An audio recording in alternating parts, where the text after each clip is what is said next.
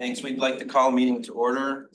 This is the regular meeting of September 10th, 2024, the Scio Township Board of Trustees. And we'll begin with the roll call and then please join in the Pledge of Allegiance. Hathaway, Present. Palmer, absent, Flintoff, present, Brazeau, absent, Carey, present, Noel, present, Riser. Present. We have quorum. Also here is Township Attorney Mariah Fink, Township Manager Joyce Parker. Thank you. Please join in the pledge. Pledge allegiance to the flag of the United States of America, and to the republic for which it stands, one nation, under God, indivisible, with liberty and justice for all.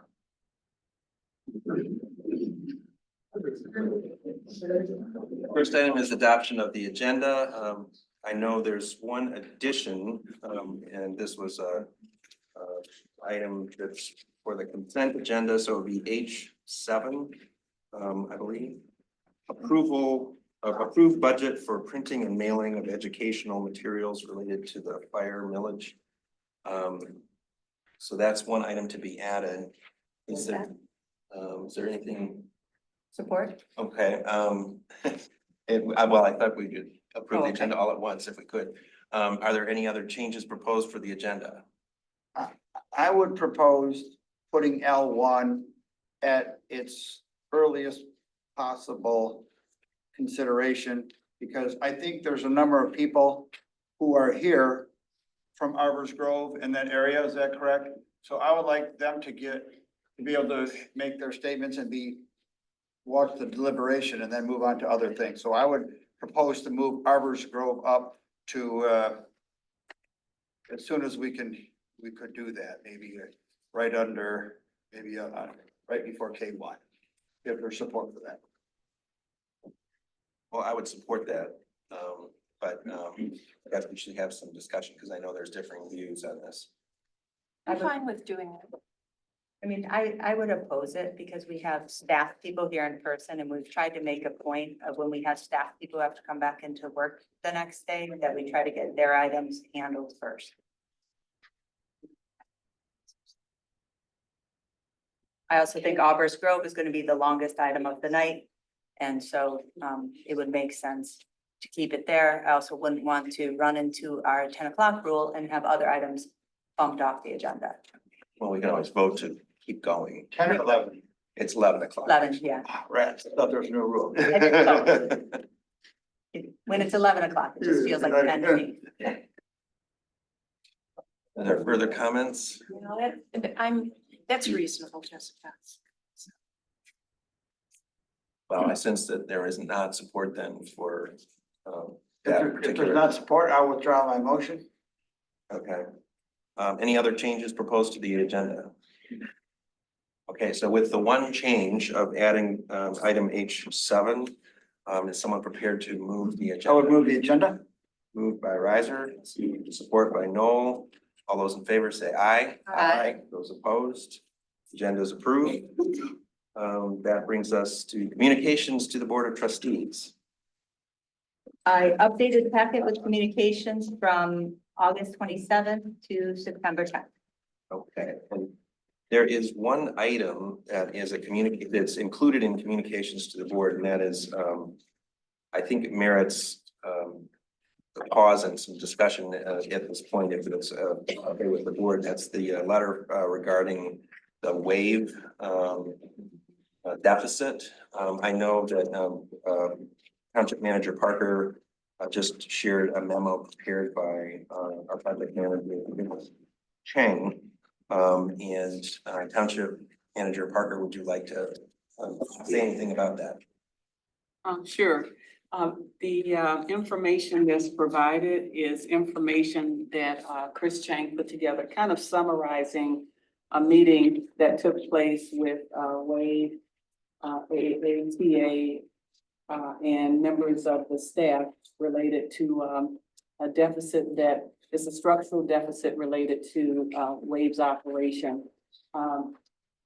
This information came up during the time that the Transit Advisory Committee was meeting related to the two items requested by the board for the group to address. And it's outside of the scope of, what we were discussing. But, what I was thinking is it might be beneficial to provide a summary of what is taking place, information related to their structural deficit.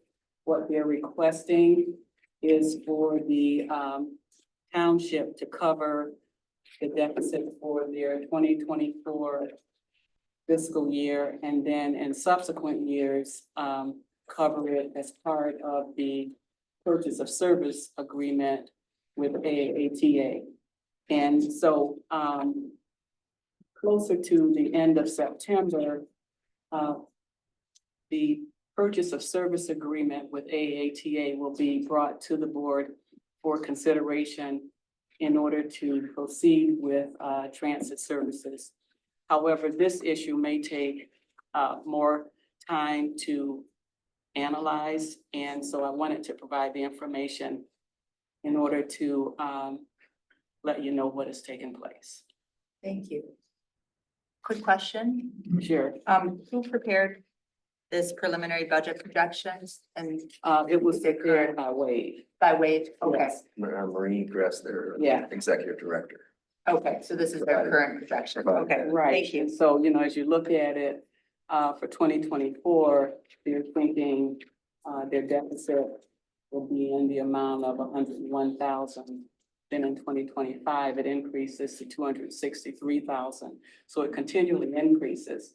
When we look at our, revenue projections related to the millage, plus the purchase of service agreement related to service in AATA, we don't believe there's enough money to cover their deficit and the current budget, but we need to do that analysis and then provide an update. And so I'm wondering if, would it be helpful to have a schedule special meeting on this topic? So we can have a concerted, there's a lot of parts to this. Well, you can. I think, the committee will bring their report to you by the 24th. Okay, And then I think after you receive the report, if you think you need to schedule a special meeting, I think you could do that. What I would suggest is that we have some analysis done by perhaps Right. PM Yeah, Gap. Plant Moran, take a look at it. okay. And then based on that, we might decide that we need a special meeting or not, depending Yeah. on the outcome. The only question I like that idea. The question I have as a follow-up is September 30th is The our, 24th is your next meeting. yes. Right. And the September 30th is the expiration date of our current AAA report. That's correct. I know we've gone before without a POSA in effect, but not ideal. So, would we in fact be perhaps delaying approving that contract if we don't, kind of do this analysis? Are we pushed by Well, that I September think we're 30th talking deadline? about two different things. Okay, The purchase of service agreement, I think, stands alone. In the event the board would like to see something further related to Wade, you could bring that back. And we did ask, AATA to provide a scenario one with the deficit and one without, so that you could see the numbers. mhm. So you'll have all of that information on the 24th. Okay, great, because I know that it's written into their agreement, so, Right. okay. And when did the transit committee find this out? Is it Well, for- actually, is it when the transit committee met regarding the two issues that the board had asked them to look at. One was related to budget projections, and then the other one was related to one-time capital improvements as part of a capital improvement plan. And it was during that time that they brought that information to our attention. It sort of emerged in the course of those other discussions. But by the 24th, we'll have at least two versions of the POSA to look at. Yes. Okay, perfect. Okay. Any other thing about communications, or should we move on to next item? We have introductions and recognitions, but I don't believe we have any of those this evening. Public comment. This is the time for members of the public to speak for up to 3 minutes on any matter under the purview of the Board of Trustees. I ask that when it is your turn, if you're here in the hall, that you come forward, have a seat at the table, and speak for your 3 minutes or less if you choose, and direct comments to the board and not to other members of the public who are in attendance. And then once we've gone through everyone who wants to speak who's here in person, then we'll turn to those who are participating remotely. And Trustee Reiser, will you serve as our timekeeper, please? And with that, if someone is here who would like to speak during public comment, if you please come forward.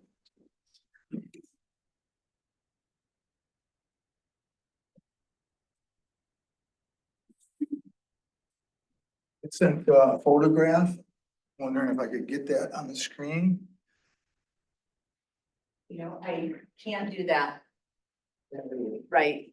Right from here, yeah. I can try to, it won't show people at home, but I can try to show it to the people in the room. Yeah, that'd be fine. Okay. That'd be fine. Just an explanation. Our people brought photos and videos for most of 2022.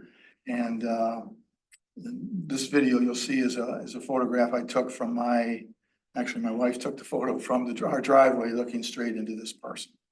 And it was taken last April.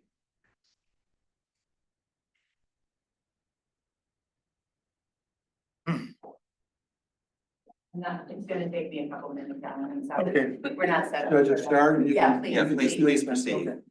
Okay, Alan Burbano, low density Parkwood. You have a document, I sent a Word document into your packet, you should have it. It's titled 27 Reasons Not to Approve. And I'll just read that, and mostly with the items one by one. Dear Scio trustees, listed alphabetically, every subject below has been prior presented to the BOT over the last 30 months. Item 1, authority, not possessed by Parkwood HOA without a 67% resident vote.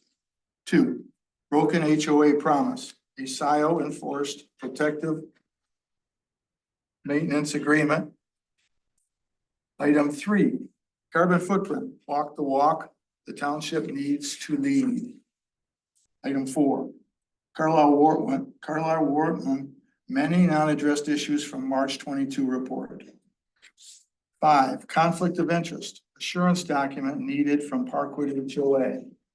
6, contamination, an open wound in Parkwood's future. 7, elevation difference, Arbus Grove with tower 7.2 feet above Parkwood. 8, ethics breach, Scio Township planner. 9, fear number 1, threat of a developer lawsuit. Our group feels that policy that evolves from fear rarely has positive consequences. Fear number 2, threat to impose the old easement, which is an antiquated design. Item 11, fire protection, added burden for a community on the cusp of need. 12, lack of engagement, Parkwood HOA absent from all Scio BOT meetings. 13, lack of open space does not fit Scio master plan. 14, lame duck BOT approval would not represent Scio's August primary voice. 15, litigation, Parkwood's only path for future problem resolution. 16, resolution to return 21021 to Planning Commission. 17, sanitary sewer, power outage disaster waiting to happen. 18, 7-foot retaining wall encircling wetland. 19, stormwater, a climate change time bomb. Traffic, that's item 20, traffic by design, 126 parking spaces. 21, tree fund, developer pays township $307,000 to clear cut 470 trees.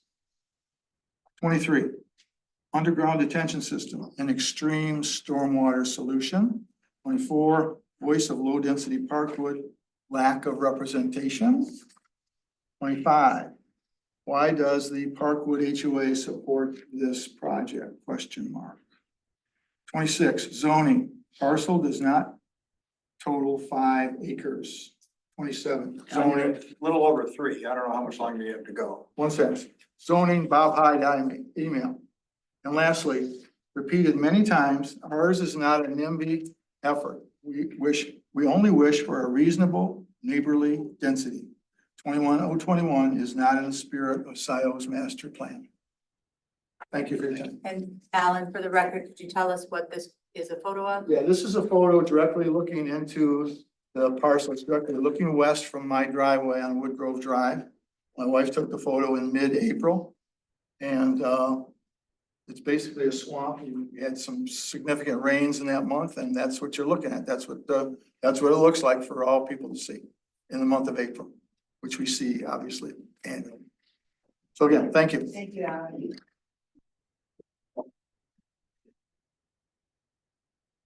And some more pictures.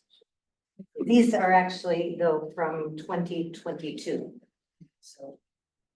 And.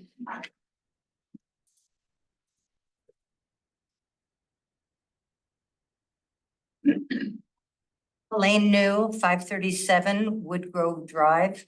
And those pictures were taken from my house all the way to the end, the dead end. There's somebody, one house next to mine, up to about 4 houses up.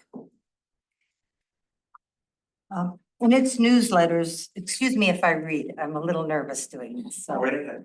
In its newsletters, the township vaunts its conservation of land and the preservation of natural resources. But this didn't stop the Board of Trustees from approving the development of the 105-acre senior living facility. I think it's called Encore at Heritage Woods Village at Baker and Marshall Roads last year, in 2023. The proposed Arbors Grove development will destroy the woods that are right across from us on Woodgrove, where the trees provide protection from heat, noise, and view. I mean, they give us a view and without any allowance in the proposal, as far as I understand it, for open nature areas, and thus contribute to global warming. I'm very concerned about more frequent and more severe flooding. We've already had flooding of our yards, and you'll see some of that is actually at Woodgrove, and basements, including sewage, before there's even been any development. With the destruction of the woods, the land will be built over and paved. And so the possibility of flooding increases and sewage problems. So I'm wondering who's going to enforce and maintain the controls on stormwater? Who's going to pay for repair to our damage to basements and control sewer backups? All of which, as I said, we've already had. Another concern is privacy. There's, again, as far as I understand it, there is very little or almost no setback from Woodgrove in the proposal. So are there any provisions to provide visual and sound privacy for us?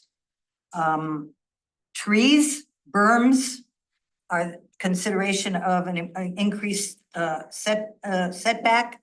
I'm sure hoping it's not going to be a great big concrete wall. I don't think that there's been any, I know that the woman who owns the land wants to sell it. That's reasonable. That's her right. But if it were a more compact building or compact with more open spaces and preservation of trees that are as a border, we would have more privacy. There would be less noise concern. And one of those concerns is the noise from Zeeb Road.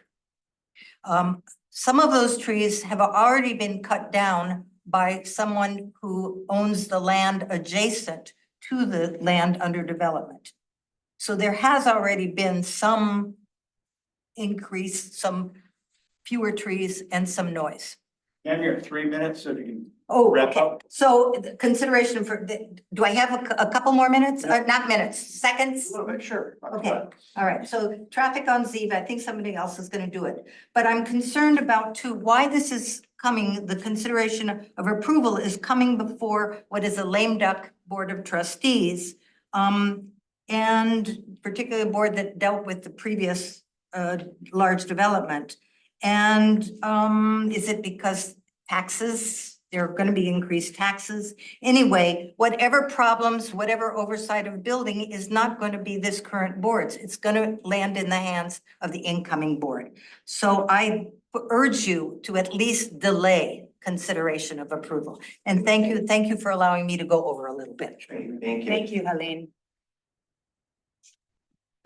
I'll go. Hello, board, it's me again. I brought notes this time, it's getting serious. Bob Heisey, 525 Woodgrove Drive. I'm here to talk about Harvard Grove. Yes, of course. I have a couple of words for you today. One is guardrails and the other is precedent. Now, I mentioned to you that we're not a bunch of NIMBYs. We're capitalists. I think people have a right to make money, but capitalism only flourishes with guide rails. I mean, Adam Smith's invisible hand will pick your pocket without guardrails. And I think if you were to drive along Jackson, Z Road rather, from Jackson to over Liberty, you'd see that this proposal, should it go through, would stand out like a sore thumb. It's pretty clear to me that the developers are trying to stuff just as many units into such a small spaces as we'll let them. You're our friends, our neighbors. We're asking you to represent us. We're asking for guardrails. Now, look, there's a precedent for this, really. Some years ago, they wanted to build a giant box store, Costco, up behind the party store. And, you end up, people didn't like it. And I think the board acted reasonably. It's not me, by the way. I don't have a baby. Acted reasonably to not see that proposal through. So what do we end up with? We end up with Highway and Express, reasonable. Not something standing out like a sore thumb, nothing disruptive. So we're asking that you allow something to go in that is harmonious with the other housing you see as you drive along Zeeb between Jackson and Liberty. We think it's really your right, in fact, your duty to exercise and impose guardrails on this. Otherwise, I think somewhat egregious attempt to stuff units into this small area. They want as many as they can get away with. Let's put the garages end to end, several units. And what does that tell you? It tells you that they're going to do as much as they can, unless you, our friends and neighbors, have to coordinate to impose the necessary guardrails. So there we go. We're asking that you do so, and thank you very much for your time. Thank you.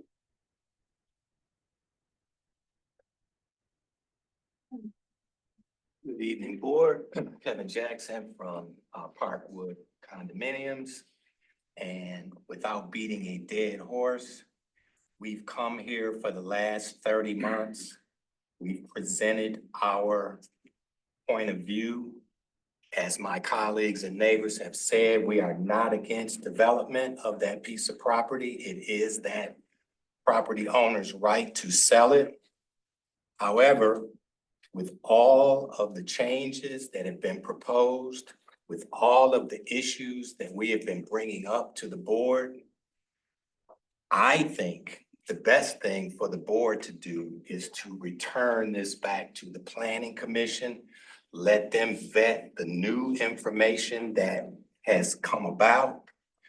When we presented, the Board of Trustees passed unanimously on October 25th, 2022, that it should go back to the Planning Commission based on what had come down the pike.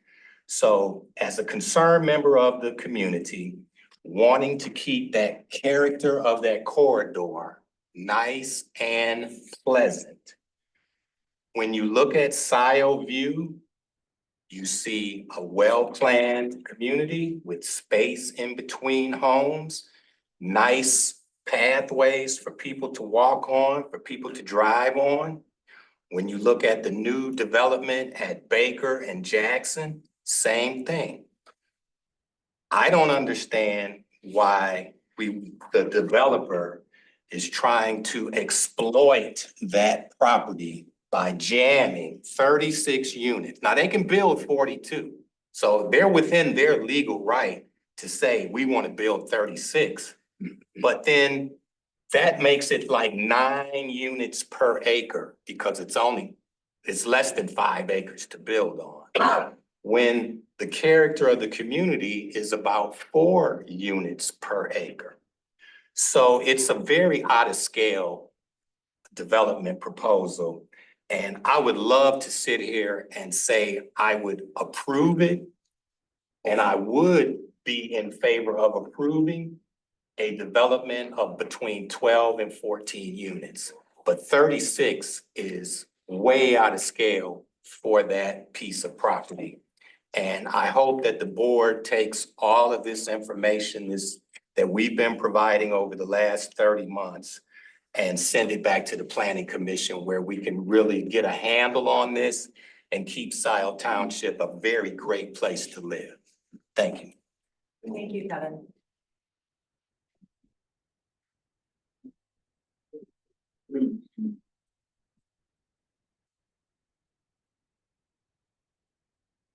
I'm gonna stand because my voice doesn't carry well and the mic is too low.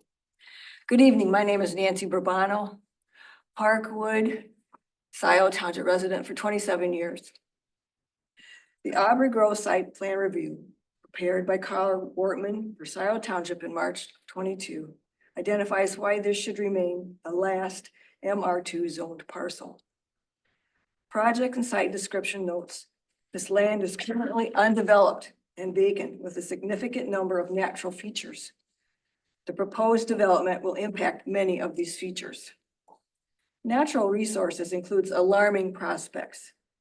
The parcel is fully wooded and based on the type of unit proposed, essentially entire site to be cleared and mass graded.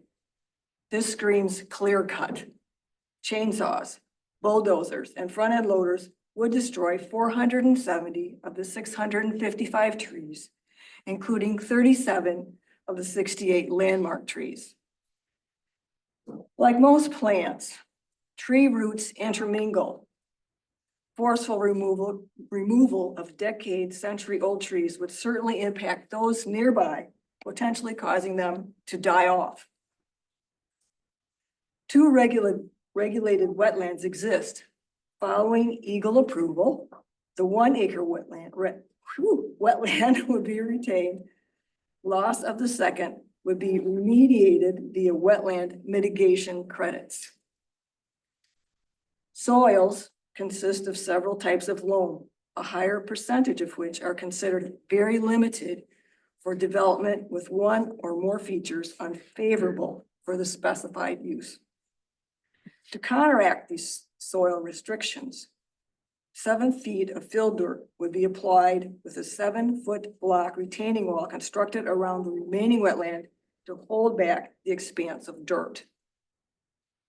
2 examples of this method currently exist in our area. Driving by either of these sites, I find shocking. Avant in Ann Arbor, where Pauline ends at Maple, raises the development to unbelievable heights. Woodview Commons, right here in Scio, at the Jackson-Baker intersection, where such an extreme amount of filled applied dwarfs neighboring Tractor Supply building. I close, leaving you with the chorus from Joni Mitchell's 1970 Big Yellow Taxi. Don't it always seem to go that you don't know what you've got till it's gone? They paved paradise and put up a parking lot. Thank you. Thank you, Nancy.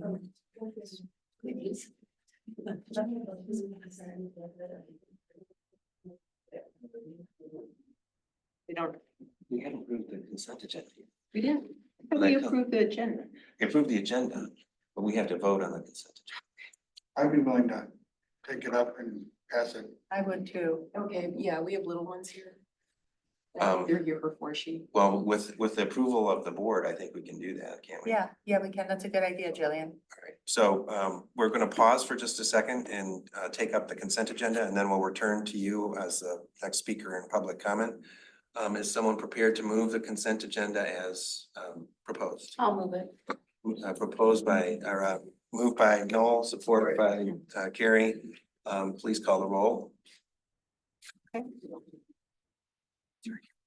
For our rules of order tonight, we're starting with me. Flintoff, yes. Carrie? Yes. Noel? Yes. Riser? Yes. Hathaway? Yes. Consent agenda adopted. So if you were here because you were wanting to know whether the consent agenda items were being approved, they have now been approved. You don't need to wait any longer. And that includes Forshee private road. I thought they were here. You were right.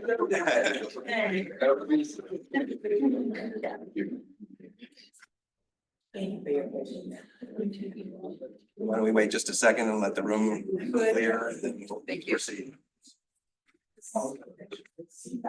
That's the youngest attendee we've had. Yeah. Definitely the most popular. So they.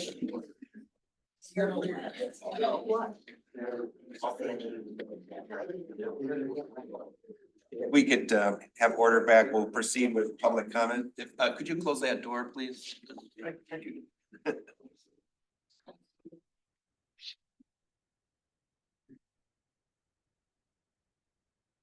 Okay, please proceed.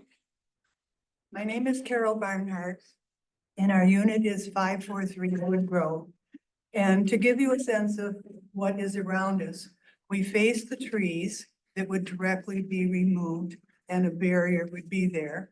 On our left, we have trees.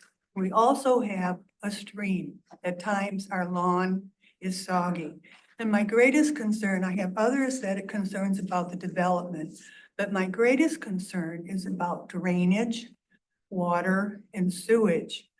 I really worry that if there would be a major problem, which is possible, by that time, the land is sold, the developer has moved on, and who is liable for the damage to us, our house, our property? So I'm very, very, very concerned about that. I'm not an engineer. If I knew it, I'd ask them about flow of water and where all the water would go. It gets very rainy there, as you've seen some of those pictures. More about the aesthetics. We moved to Scio Township because we love trees, we love the ambience. We didn't want to live cheek to jowl, okay. But the density does concern me, and the wall and so on would concern me too. The density looks awful, and it just does not have the character of Scio Township. So I'm glad that you allowed us all a chance to speak, but I'm worried financially, who would be liable if there's a drainage problem? The owners of the new one? What legal lawsuits would have to be filed? Who would be fined? Liable? And I have very little faith that that would be a positive outcome. And I hope that that wouldn't occur. So thank you very much. And please help us with managing something that's workable for that community and ours. Thank you, Carol. And we love the township. What's next? Is there anyone else who would like to speak during public comment? I think we have another. Hi, everybody. Ryan Apel, 1007 East Summerfield Glen Circle. I'll echo what everyone else said about Parkwood. I won't go into all of the reasons why the board should choose to vote no and deny the site plan. Really, I would like to support as a member and chair of a committee that met last week to discuss what we're going to do to handle the absence of our manager leaving later this week. I'm fully supportive of having Christy Aiken as our interim manager. I'd encourage you to vote on all four of the resolutions and approve them later this evening. It's going to lead the board and the community well for the next several months as the new elected board comes into office, some changeover happens. Chrissy's been here a number of years. She has experience working with almost everyone on the newly elected board, and the few she does, I'm sure she'll be able to get a good grasp on that experience quickly. Just really wish that you vote and approve that. Thanks, everybody.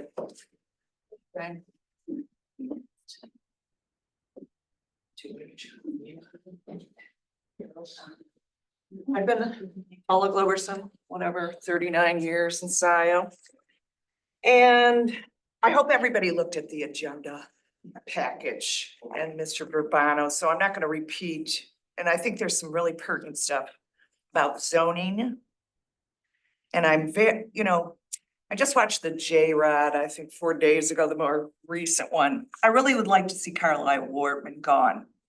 This playing fast and loose with zoning. And then we have a newer PC member who's on zoning, who's like, just tell me what to do and we can change zoning. Well, we have a master plan. And people either build their homes or come here when they look at where we're headed. Not against all this development. Personally, I've been against day one, them developing that area, period. And a swamp is, I've called it a swamp, but it is a vernal forest. It is very sensitive. I watched the LPC as it developed. I watched Mr. Hathaway get his little space preserved next to him, David Reed, what's the guy, Irwin, whatever.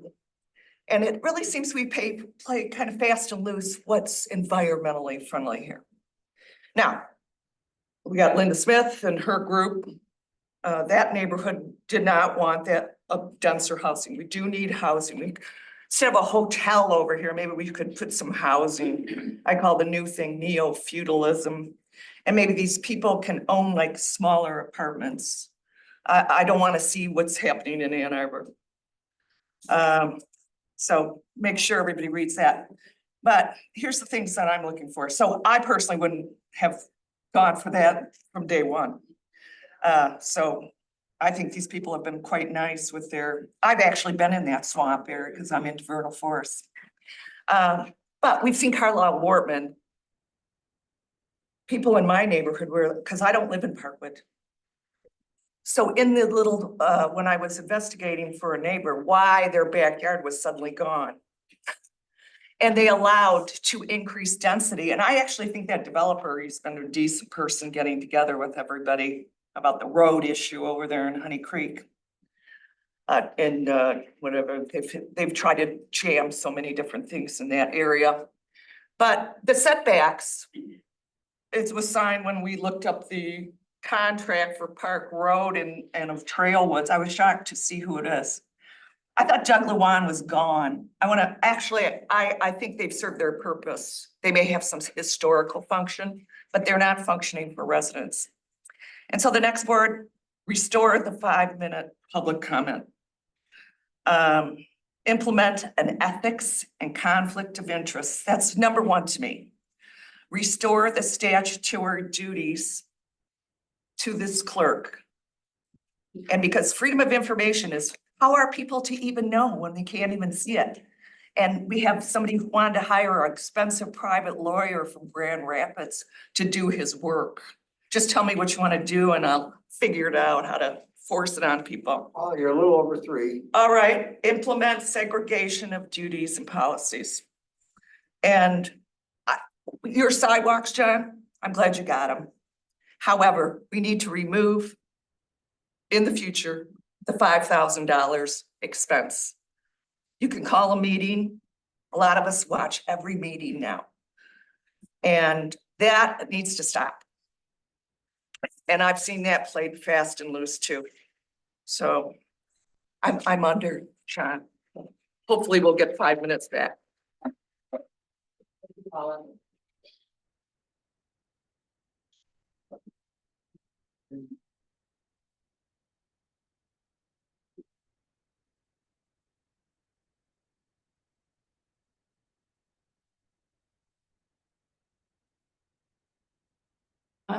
Good evening, Board. Kathleen Brand. First, I want to say that I was proud to recommend Christy Aiken for the interim manager operations position. That was an easy recommendation for me. I've seen her work. I've been encouraged by her willingness to further her education, and I will be very proud to work with her starting in November. Now I want to turn my attention to the Arborist Grove proposal. I've been doing a lot of research on this situation, and I've been reading ordinances. And Scio Township has an ordinance, chapter 16, environment. We have some things in here that if we followed our ordinance, we probably wouldn't be in this situation. And what I mean by that is this chapter calls out an environmental review board. It also calls out wetland and watercourse protection. So by the ordinance, we're supposed to have an environmental review board that is appointed by the Board of Trustees. And their tasks are to review exactly projects like this. We're supposed to have a wetlands map. I can't find one on the webpage. But what this review board could do, some of the things is review the site that it provides flood and storm control by hydrological absorption and storage capacity of the wetlands. The site provides wildlife habitat by providing breeding, nesting, feeding grounds, or cover for forms of wildlife, waterfowl, including migratory waterfowl. So these are things that would prevent this development from happening.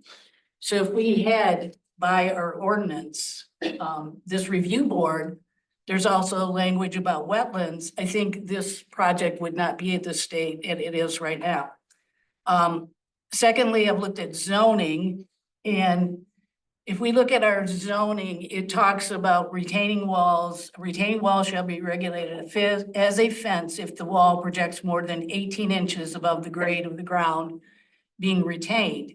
And then further, you go to the definition of fence, and it talks about fence located on any required side setback or any required rear setback shall not exceed 7 feet in height.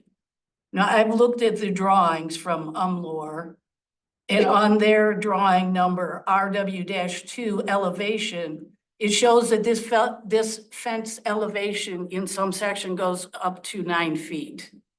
So you take the highest elevation and the lowest elevation, and that's 9 feet. So that could have prevented something if we would follow our own zoning. Another item I see in the packet, there's an easement for tree conservation. So there was an agreement signed by the Parkwood HOA with the developer to direct how Scio Township tree conservation funds shall be used. They do not have the authority to create that. They can create all the easements they want, but they're not enforceable. That is a Scio Township decision. So that is inappropriate. And then finally, when I look at the drawings, the UMLOR drawings state on multiple pages that the parcel is 4.99 acres. So there is some recognition that the site does not meet our zoning requirements. Thank you. Thank you, Kathleen. Is there anyone else present in the hall who would like to speak during public comment? Those participating remote.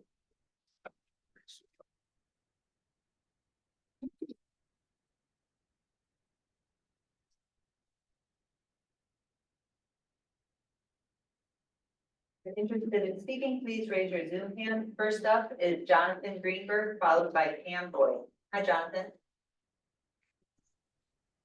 Hi, good evening, everyone. 2 points.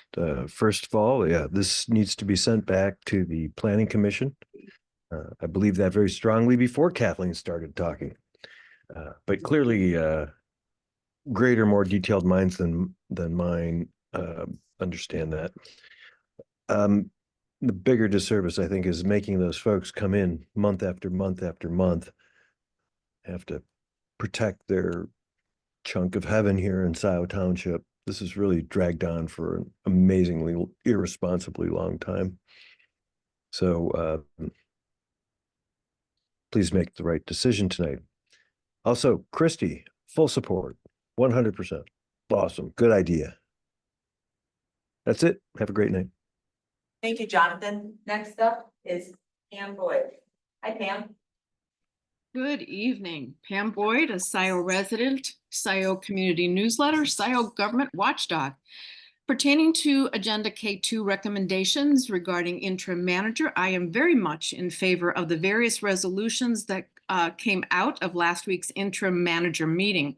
I asked the board to pass them to get us back on track immediately. Christy Aiken is a valuable asset to our township government. And what's important to understand is the elephant in the room. Scio has an ugly reputation. 2 full-time managers and 2 interim managers during the last 3.5 years. Looking now for an outside interim manager or an outside full-time manager when Scio Township has a leadership problem is a fool's errand. Scio Township government has elected its next board members who will make the necessary changes to bring back a fiscally responsible set of goals. And if last week's interim manager meeting prove out, a board that will work together without negativity. This will in turn bring in a larger pool of qualified full-time manager candidates in which to hire from. Scio Township is known across Southern Michigan as the township not to emulate. Let's work smart with Scio Township finances when it comes to the expense of hiring a manager. Let's work smart and hit the ground running tomorrow by approving these interim manager resolutions. Let's work smart and let the new board define their needs in a forthcoming manager once they are seated. Finally, I very much support all the residents of Parkwood and their request to ask Scio to deny the current Arbery's Grove plan. Thank you very much. Thank you, Pam. Next up is Rob Pattinson, followed by Bill Doty. Rob? Thank you, Rob Pattinson, Scio Township resident. Tonight, you're going to hear the audit results from Raymond. As an incoming elected treasurer, Ryan Yapel should be sitting at the table during that presentation. I'm sure he will have some questions about the audit and you need to hear them. Please make sure that happens. We heard at the last board meeting that Manor Custarian could not complete their vulnerability study because the deputy treasurer and the assessor refused to cooperate. Supervisor Hathaway, the assessor reports to you. Have you taken any action to fix this problem in your department?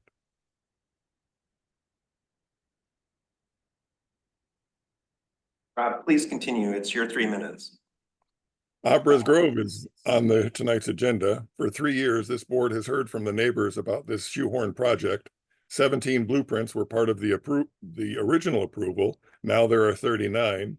This is a hostile developer who has ignored the concerns of the people who actually live here and will be directly impacted by this project.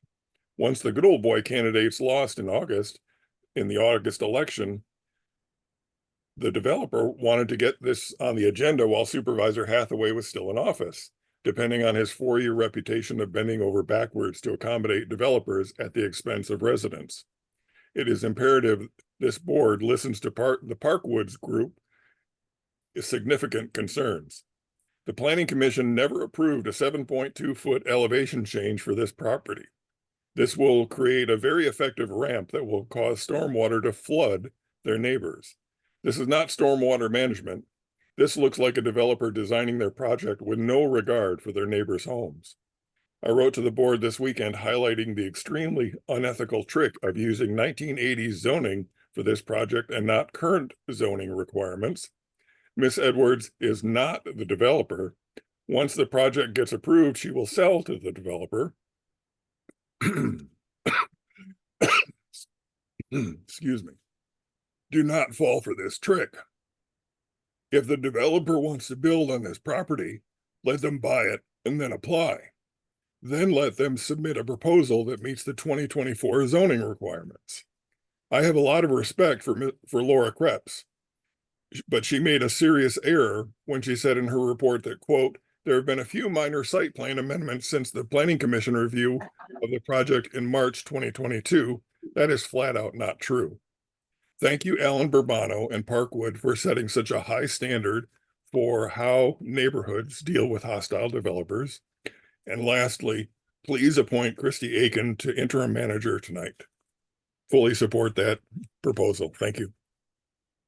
Thank you, Rob. Next up is Bill Doty, followed by Pat Stein. Hi, Bill. Good evening. This is Bill Doty from 465 Woodgrove Drive. I'm here to support my neighbors from Parkwood and the community who you've heard from this evening on the concerns about the Aubrey Grove development proposed just south of Parkwood condos. My wife and I have two major concerns outstanding. Number one is the high water from the U of M lake drain. Recently, FEMA redrew and expanded the floodplain in the west and south of us, and we have watched water rise in our backyard over the past several years and are quite concerned that Aubrey Grove will cause more water that may not flow away from us fast enough out the U of M lake drain. When the development was proposed, they had 7 bioswales to handle the stormwater for 75,000 square feet of homes and pavement. After the Planning Commission approval 30 months ago, they found their calculations were not adequate and redesigned the bioswales to drain into an underground detention basin before going into an open viaduct into the U of M lake drain through a new easement at Parkwood. Are these second calculations correct? And if they were missed the first time, makes me wonder about that. There are 5, item number 2, there are 5 sewage grinders for the complex serving 35 condos. Each person uses about 100 to 175 gallons of water a day.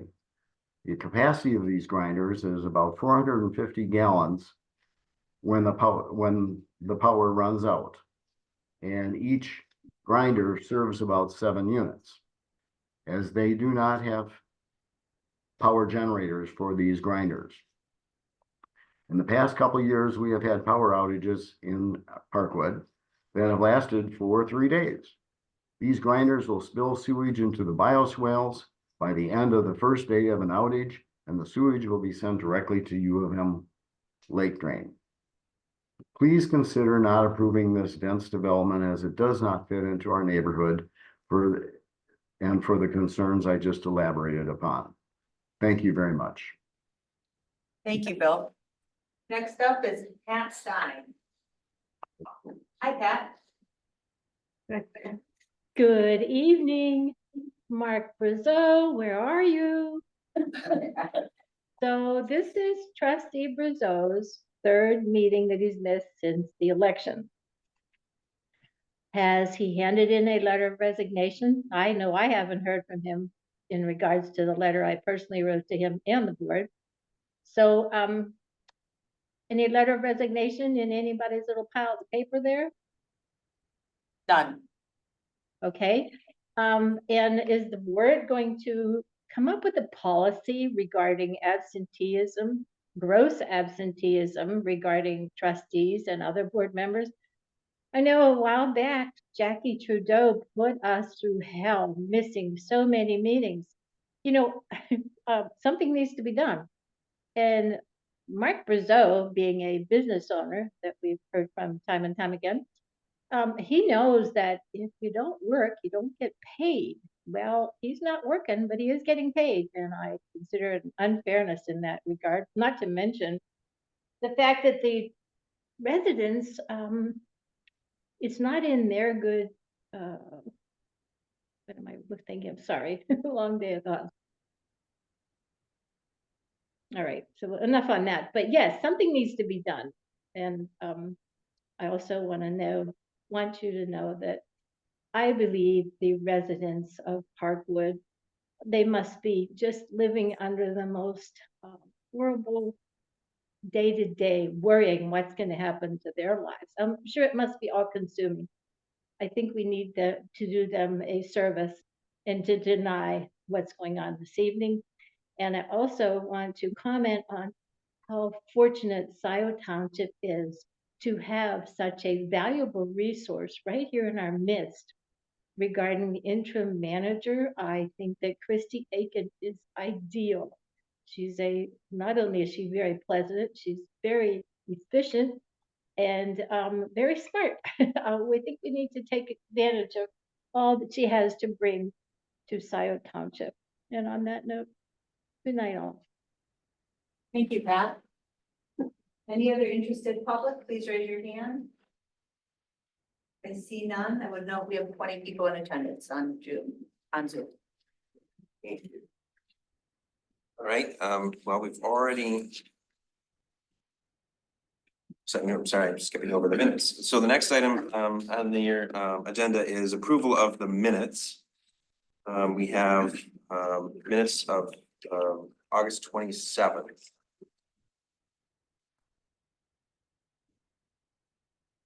I have one correction, well, it's not really a correction, just something I'd like to add on page 5 under board discussion. Add another bullet point if we could, because I think there were some comments, not just one person, but both Jessica and Donna said, in effect, the Parks, Preserves and Pathways Committee is the primary advisory body for the Township Hall Park project. And that sort of wasn't captured, and I think it was important kind of conclusion to that discussion. Are there any other corrections to the minutes?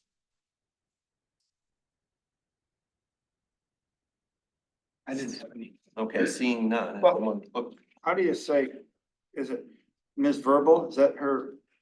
Mr. Taylor Verbal, is that hers? Yeah, I think that's how we pronounce her name. Verbal, Bethany Verbal. Okay, just want to make sure I'm spelling her name. BLE. Any other corrections? Is someone prepared to move the? I would so move. All right, move the minutes as corrected. Second? I'll second. Okay, moved by Riser, support from Carrie. All those in favor say aye. Aye. Those opposed? Minutes are approved. And we've already approved the consent agenda, so that brings us to reports. First up is a presentation by Raymond on the audited financial statements for Scio Township for FYE 24 and the compliance audit for FYE 24. Great. And we have with us Nate Baldwin, is that right? Yeah. And so my understanding is that we're gonna have like a 10-minute presentation on the audit and then an opportunity for questions from the board. Correct. Okay, please proceed. All right, well, thank you for your time tonight. My name is Nate Balderman. I am the engagement principal on the township's audit. Just a quick update of where we stand. The documents that we sent that you should have are drafts. We're in the final review processes, township providing their final reviews, and then we're working through in the first year that we have an audit. We have what we call a concurring review process where we have, or an engagement quality review process where we have another principal on top of myself also review. Just as an extra quality check, just because in that first year, there's always that additional work we go through to make sure that the audit's completed appropriately. So it's pretty common practice with CPA firms that they do that. So we're in that review process. The reports are going through the final reviews. We'll easily meet the state deadline of September 30th. I actually expect we'll probably have I'd expect everything to be tied up in the next week or so. So, in terms of the audit, for this year's audit, you have the financial statement audit. Get the smallest piece of paper, smallest part of the report kind of out of the way first.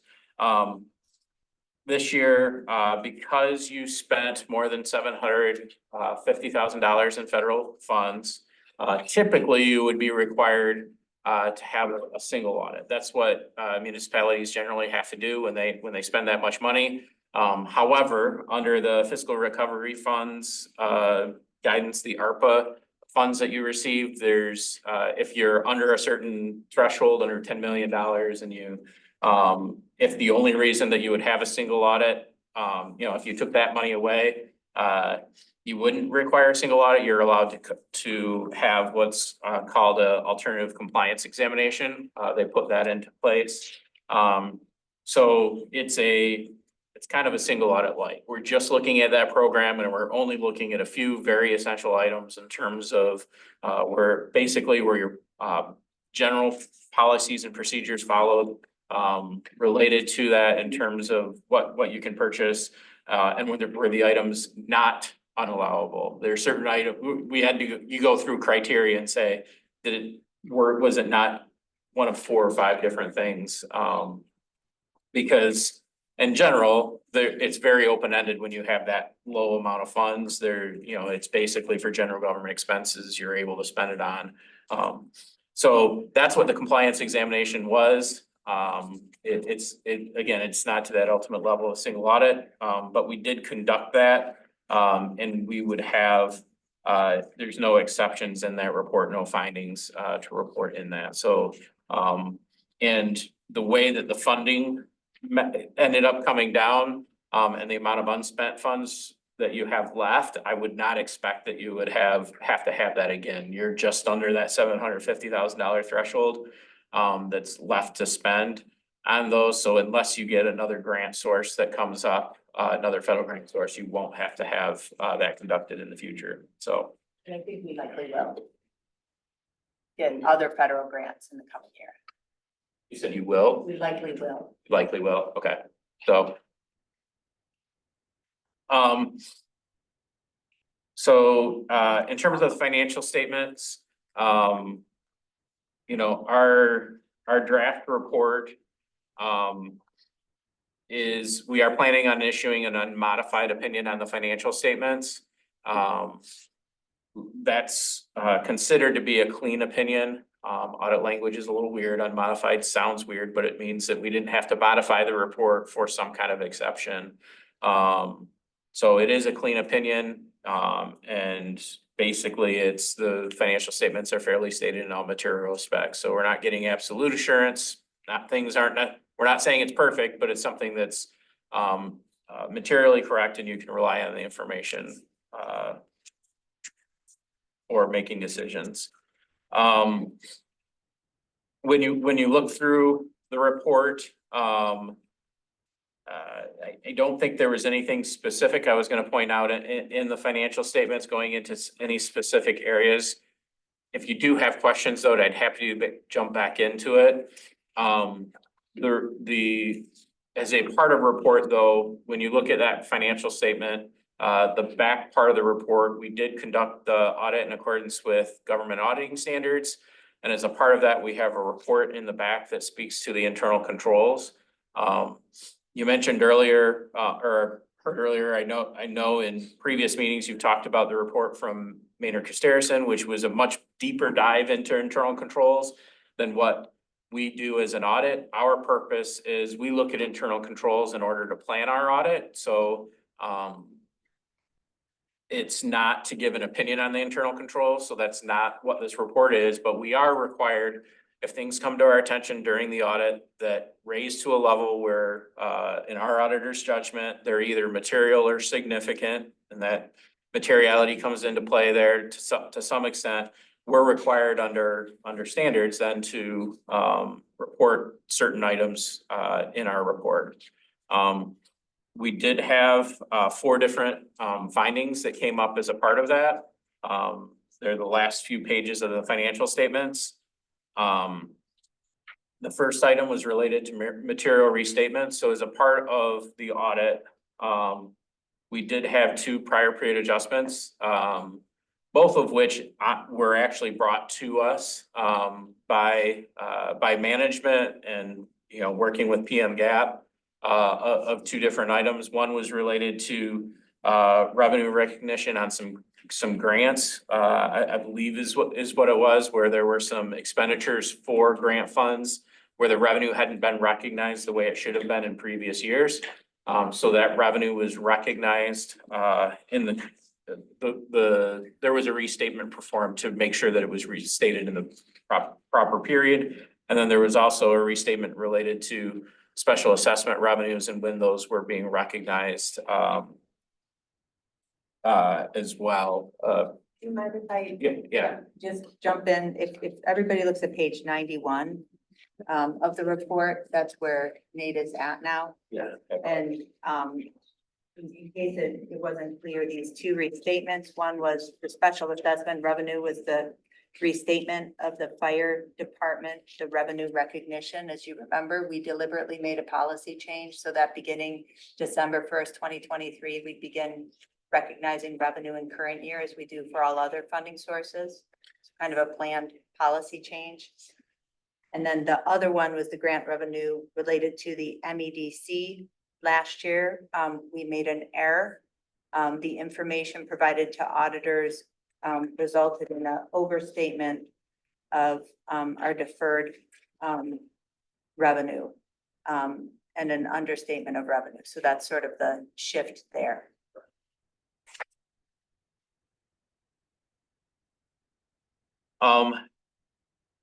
The second finding was related to segregation of duties. And some, again, I think they were issues that have come up in the past, in past audits. These aren't, this wouldn't be something that was new, worded differently with different auditors, that kind of thing, but it's a similar thing.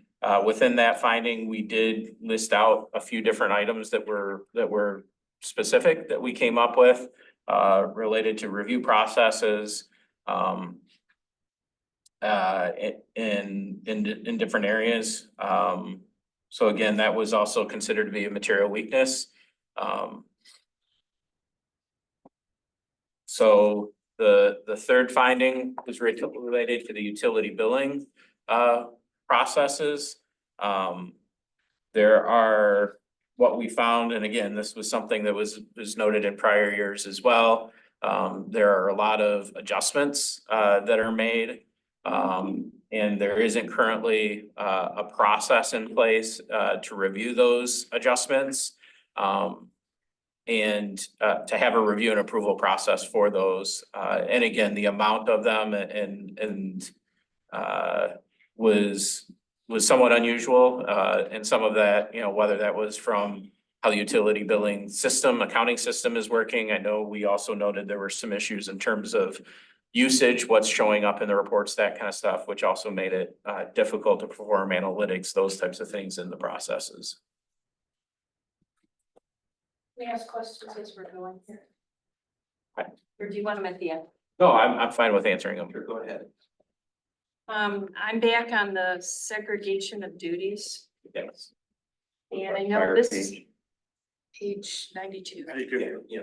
I know this has been an issue that has come up in prior years. We've spent a lot of time discussing it.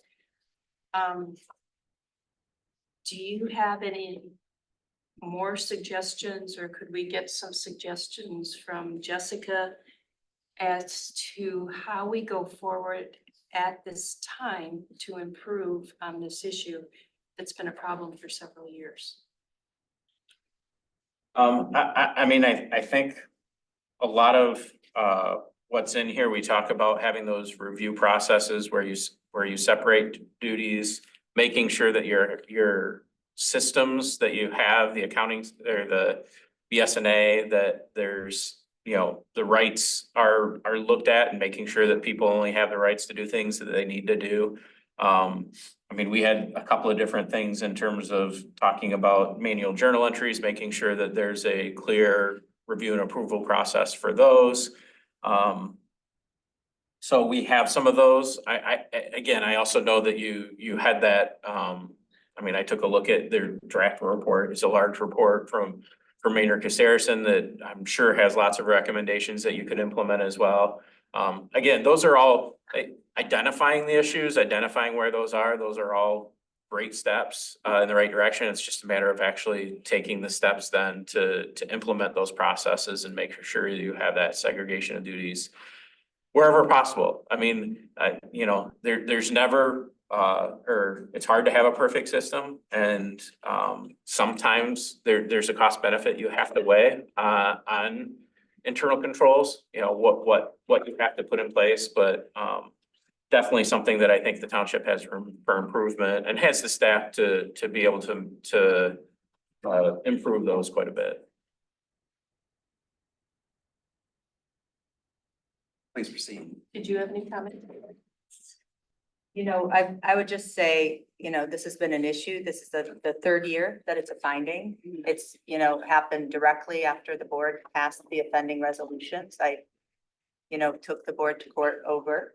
I don't know what else to say about it, other than we'll continue to have this until the board, you know, corrects the issue. I think we're gonna have an opportunity to do that, have the political will to do that beginning November 20th at noon. Specifically, I wanna say we've taken steps to improve a lot of these as much as we can. Rebecca Maudie's done an awesome job of staying up on the bank recs. So when you see the third bullet point there of being prepared and reviewed, but not always reviewed in a timely manner, those are the sign-offs where there's, you know, she reviews with information she has, but when there are problems, things that don't add up, I don't sign off. So that's the delay there. You know, staff is doing as much as they can. The independent review and approval of manual journal entries, we're coming up with a process for that starting April 1. The cash handling process and lack of evidence of a preparer and independent reviewer on the cash receipting documentation. You know, that's from the daily, having a different person, not have the same person receipt, journalize and post to the general ledger, which is fairly the norm here. But certainly also kind of having those periodic reports, which is something I know utility billing is doing too. Our utilities director is doing a great job with our new utility finance assistant of kind of printing out the registers and having plans to look at them each month. So, I mean, I think as Nate said, anytime we can, you know, 2 pairs of eyes and documentation and written procedures and backup the why we're doing what we're doing is helpful. Definitely the formal review and approval process over the census data submitted to actuaries. That's something, you know, we have room for improvement on, but it's pretty straightforward. We just need to have a couple people look at it. That's the GRS actuary report. But I think Maynard, you know, has a lot of great policies for us. They know what we need to do. We just have to have the political will to do it. There's one more page of findings. Why don't we get that out of the way? Yeah, so the last finding is related to it's titled unsupported liability balances. This one is a significant deficiency. It's over the course of the audit, part of what we do is a big part of what we do is go look through all your assets, liabilities, and look for supporting schedules, not just general ledger detail, but you know, making sure that there's a reconciliation and understanding of what's in that balance and why that balance is what it is. There were some accounts, we didn't consider them to be material, but they were significant enough that we needed to note it where there wasn't a reconciliation. There was not a specific, they hadn't been looked at, that kind of thing. So, you know, it's one of those where, you know, that we're recommending that those be looked at and make sure that there's any of those unsupported balances you go through. Make sure you understand what's in those accounts and perform reconciliations and adjustments where necessary. Because some of it is you don't know if that balance is correct or if it should be zero or and that can happen sometimes with different liability and asset accounts that are on the general ledger where, hey, you made the payment. It's not that you owe somebody some anymore, but it got posted to the wrong account. So you don't know what's in that balance, so. And those two were both in the water fund.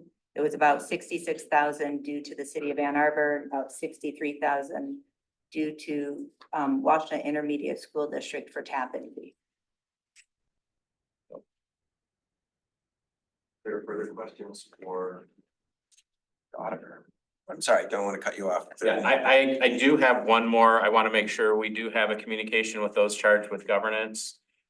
This letter, it's kind of a standard communication. There's certain things that we're required to report to you as a part of an audit outside of what's in the financial statements. You know, it's kind of a form letter. There are some things though, to point out, first thing, it's actually mostly in the, it's in the attachment. So, I talked about in matters that we consider to be findings were included in that, report in the back, the 4 findings there. We also have items that really don't rise to that level necessarily, but are areas where we looked and could see room for improvement in internal control systems, but didn't raise to that level or significant or material. I know it looks like everybody's looking for it. Do you have that separate letter? Yeah, I just want to know for people, it looks like it's the 5th page. And it says A1 at the bottom. Yeah, it says A1 at the bottom. Yeah, Yes, attachment A, comments and recommendations. Oh, Yeah, the 5th page. So, and these, each of these items is actually something, in the current year, there was a change in auditing standards. So there's a little bit deeper dive and there's more importance put on IT controls. And so as a part of our IT assessment, we have our IT group look things over. And there's areas where we just look at your internal control processes over your information technology, over BSNA and other systems. And just had some recommendations to enhance what's there. Sometimes it's pretty easy fixes in terms of putting a place in to review, what user access different people have. I talked about that a little bit earlier, but having a process where it's not just relying on, hey, somebody new starts, we're gonna give them these controls and then just leaving it alone and assume it's there and then you add as people come into everything else. But having a process where you're going in periodically and reviewing that, making sure, is that still appropriate? Did something get missed? Do we need to change something? So that's one of them. So another one, something that's come up a lot recently, I think it's really one of the more frequent frauds that you see from an outside process is how you change vendor information in your systems and what's required in it. And making sure that you have policies and procedures that require callbacks and those types of things.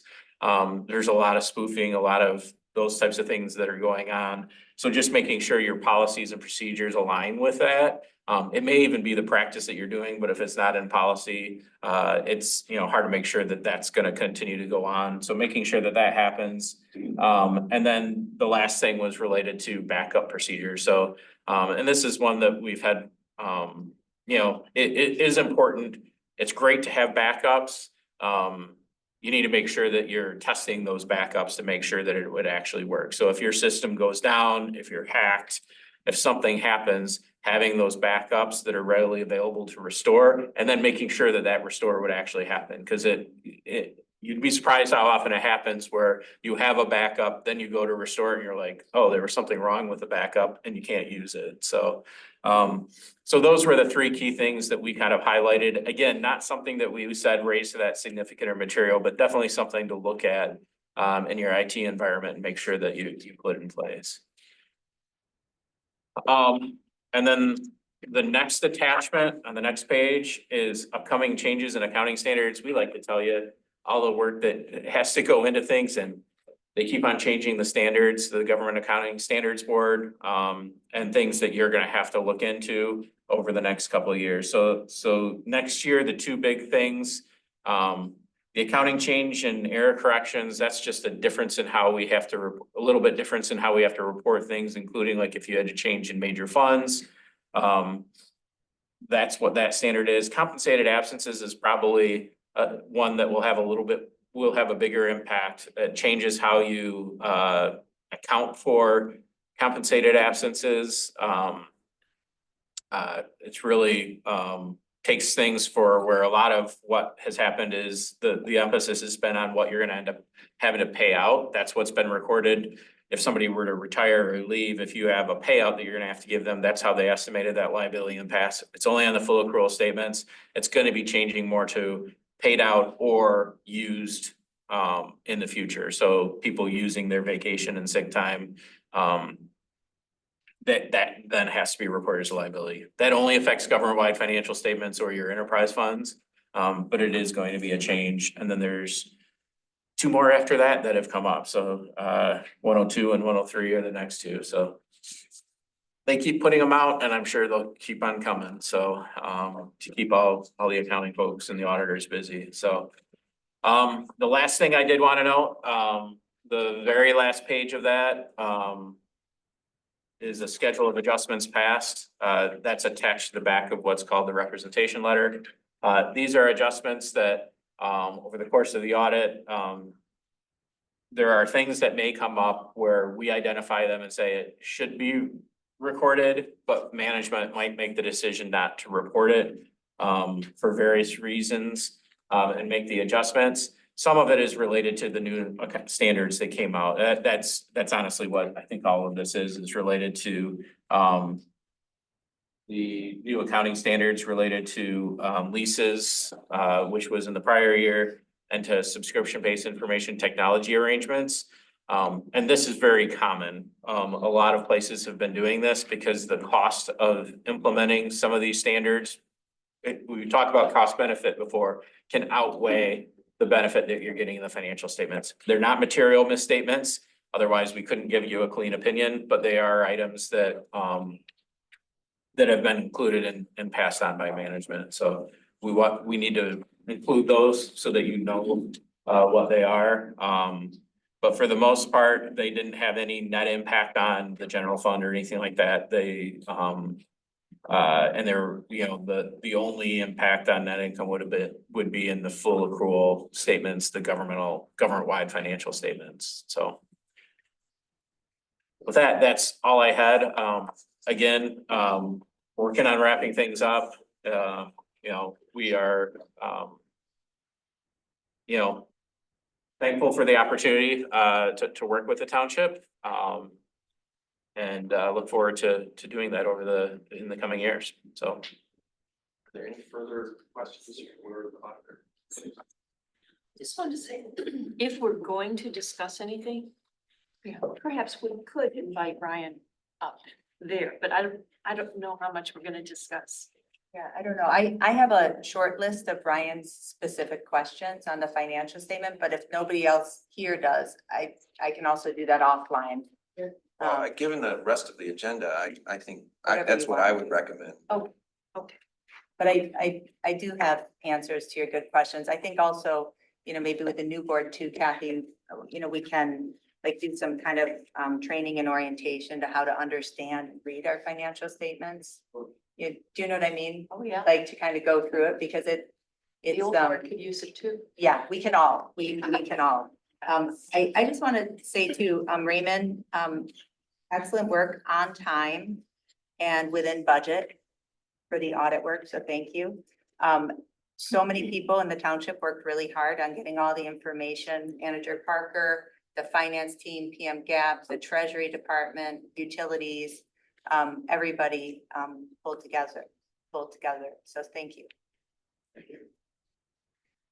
Well, I'd like to thank Nate and his team as well and the employees that were involved in the process. Last year, when we submitted our audit report, it was on the very last day to the state. And this time, we actually have it in draft form and almost ready to go. So I'd like to thank you for that. It's much less stressful. Much less stressful. in both parts. Our side too. Thank you very much. Yeah, thank you.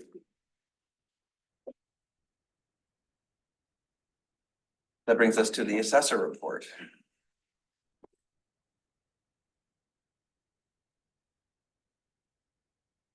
And the board has, just to remind everyone that we had this report at our last meeting, but we didn't have our assessor because our assessor was under the weather, but she is present this evening to answer questions, but we're not going to go through page by page.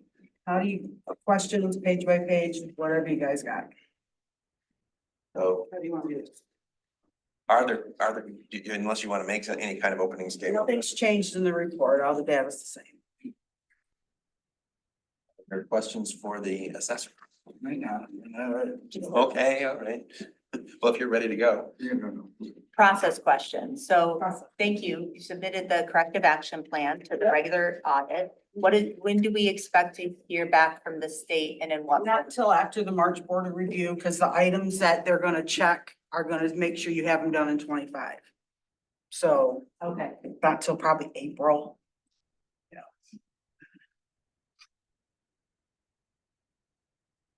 And then also I wanted to ask follow-up from the last meeting about the Maynard Casterison draft Yeah. report. Any update on that? 2 o'clock tomorrow. I'm zooming with Bethany, is that her name? Yeah. Bethany. Zooming with Bethany on Right. 2. Super. And she wasn't clear on what she wanted from me, so that's why I didn't give her anything. Because what she had in the report, that's what we do, in a nutshell. Everything that I sent to her, it's on our website. So. I'm glad you two are talking. Thank you. So will you give us follow-up? Just let us know what. Yeah, oh yeah, As a result. yep. So more information is going to Maynard Casterison in response to Yeah. your inquiries. It's just basically just our policies that are on our website right now. You know, and I asked her for a sample of what she did for other assessors, because we all do the same thing, and she never provided me with anything. So that's why I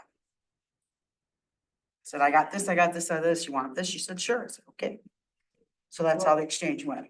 Good. Well, hopefully you two talking, we can get a little more clarity on what else you need. So thank you for doing that. And thank you for talking with me. Sure. Absolutely. Okay, well, unless there are further questions for the assessor. Just a question. What is the date of the December Board of Review? Well, 13th in there somewhere. It's on a Tuesday, second Tuesday. Yeah, second Tuesday. I believe it's the second Tuesday. Yeah. 10th. Thank you. Yep, December 10th. Thank you. Yeah, and thank you for the written report as well. And just, we've only got, Mariah, we've only got the one appeal left. There were no appeals. There's one small claims appeal. And my hearing's tomorrow on that for this year. So we didn't have any March Board of Review. Yeah, Huh? one entire tribunal. One entire tribunal left, and that's it. So. Thank you. Thank you. That it? Thank you for hanging with us till this point in the agenda too. No problem. Thank you. Are there any further comments about other reports? Are there any other reports? Well, sometimes we have oral reports. Oh, sure. No. A brief announcement, time sensitive elections. There's an election coming up. There's a debate we're all soon going to be missing or starting to miss. I would encourage everybody to verify their registration, and if you want an absentee ballot, to contact us or go to the Secretary of State. The two reliable sources for information about the election is your township clerk and the Secretary of State, and that's it. Anything else is just static. We expect to have the ballots printed and to us, so that we'll meet our deadline of getting all of the international ballots out by Saturday, September 21st. And we hope to be dropping about 4,500 ballots in the mail on Monday, September 23rd. So if you've signed up for an absentee ballot, and you don't receive it by October 1st, please call us. Okay, so if you're expecting to receive an absentee ballot in the mail and you don't receive it by October 1st, please call us. That's it. Hey, Manager Parker, do you have anything further? I don't have it. Okay. Thank you. In that case, let's move on to unfinished business. Item K1 is the SEMCOG Planning Grant Request for Qualifications process. And I believe we have with us remotely Jan Culbertson. Sure. This item says it was prepared by me, but it's actually Jan's not listed on Jan, the. I don't see it here, Jan, Oh. unless you're an unidentified number, got a phone number and a Galaxy S24. Well, it's possible that Jan had to drop off Okay. because she also is caring for somebody at home, so. Okay. Want to introduce it, Will? So I guess I will. Oh, I'm sorry, I got a hand. Oh, There she is, JH. Hello, JH, is that you, Jan? It is me, sorry. I was logged in under my webinar today, so. No worries, hello. Hi. so I'm sorry, did you hear the intro to the SEMCOG RF? I did. RFQ? Okay, all right, so take it away. All right, so this is the qualification-based selection process, which is a way of selecting a consultant based on qualifications. And the reason why we chose this particular selection process is because we have a budget and we have a scope. And so really what we want is the best person who has the best chemistry and best approach to looking at our complete streets project for Jackson Road Corridor.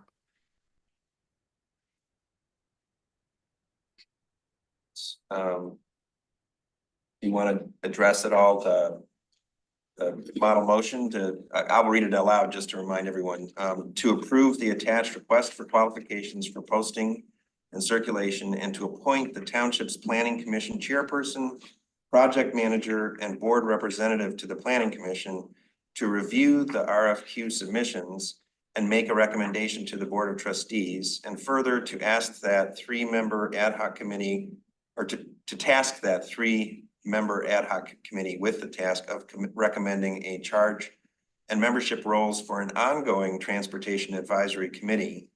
And these recommendations are to be received by the board of trustees in advance of the October 22nd, 2024 regular meeting. And Jan, I wanted to put that out there because in preparing this, you explained that there's a need for that transportation committee to be moving forward sort of in alignment with this project. Correct. The project, because of the grant timeline, needs to be completed in May. And thus we do need to get rolling, and we do need a specific committee to interface with the consultant throughout this process. We already have a transportation advisory committee. Well, Or, I can let Township Manager Parker explain. Well, you had the Transit Advisory Committee, but the Transit Advisory Committee was really charged with looking at issues associated with the millage. And then later on those other 2 issues I mentioned earlier. And so basically, I think there's a need to appoint another committee because that particular committee is sunset. So when the committee that was created for the millage, because now it looks like we have some other issues regarding weight, would that be under this transportation advisory committee? We would have to decide. I think this Okay, this right. charge would just be to come up with some Okay. recommendations. And you are correct, the question related to weight is something that could be evaluated by this new committee. I think what we're moving towards, and this isn't the first time that we've talked about it, is some kind of a standing transportation committee. I think actually Clerk Flintoff brought this up, I think, years ago, that we sort of lacked that having a standing committee to look at transit issues. So it's all sort of coming together quickly. Yeah, now that we have this grant. Yeah. So a question, Jan or Will, where would we advertise this? It looks like interested in qualified planning and consulting engineering firms.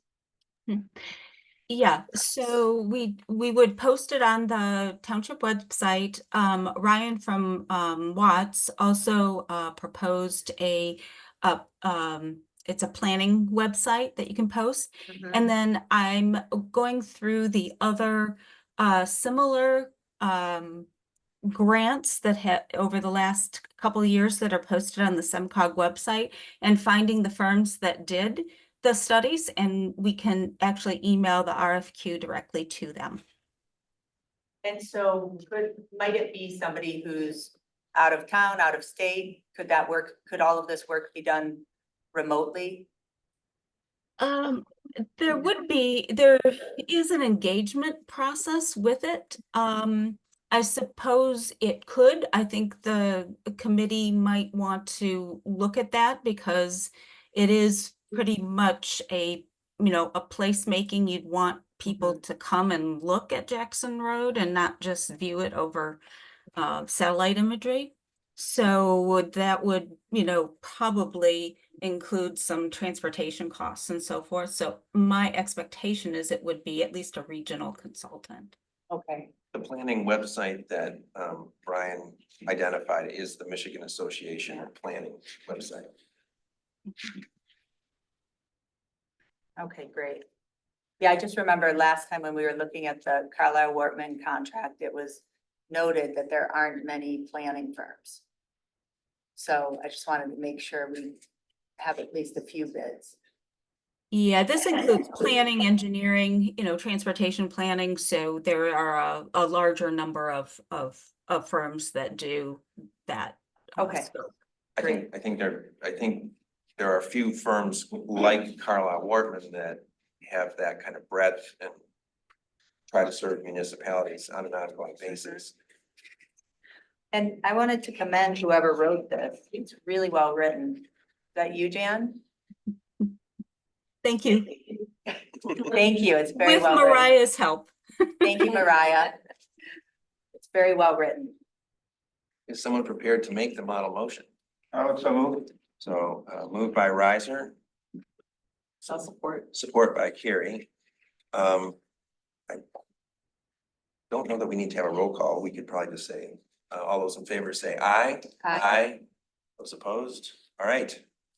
Thank you so much. Thank you, Jan. Thanks, Jan. Have a good evening. That brings us to item K2. And Clerk Flintoff, this is your item. Would you like to introduce it? Sure. At the last meeting, the board decided to appoint a committee, an ad hoc interim manager committee. We had a meeting September 5th. Draft meeting minutes are included here. And the actions before us tonight, the four as a whole, are the recommendations of the committee. Understanding that our current manager is leaving effective September 15th. This was the recommended plan put together by the committee for the temporary period of time from now until the board appoints a new manager. And so there's really four parts of it. It's sort of a kind of team model. The first proposed resolution would be to assign certain officers to be responsible for certain areas as point people.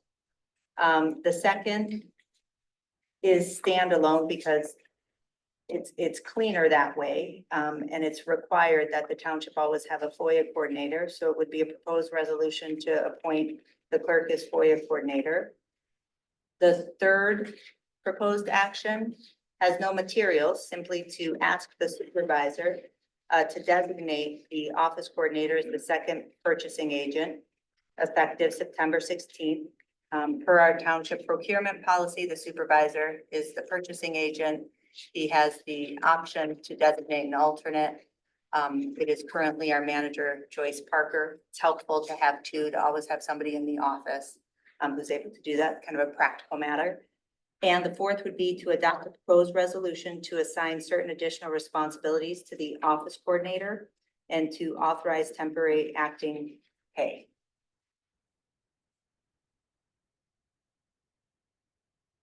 Is there discussion?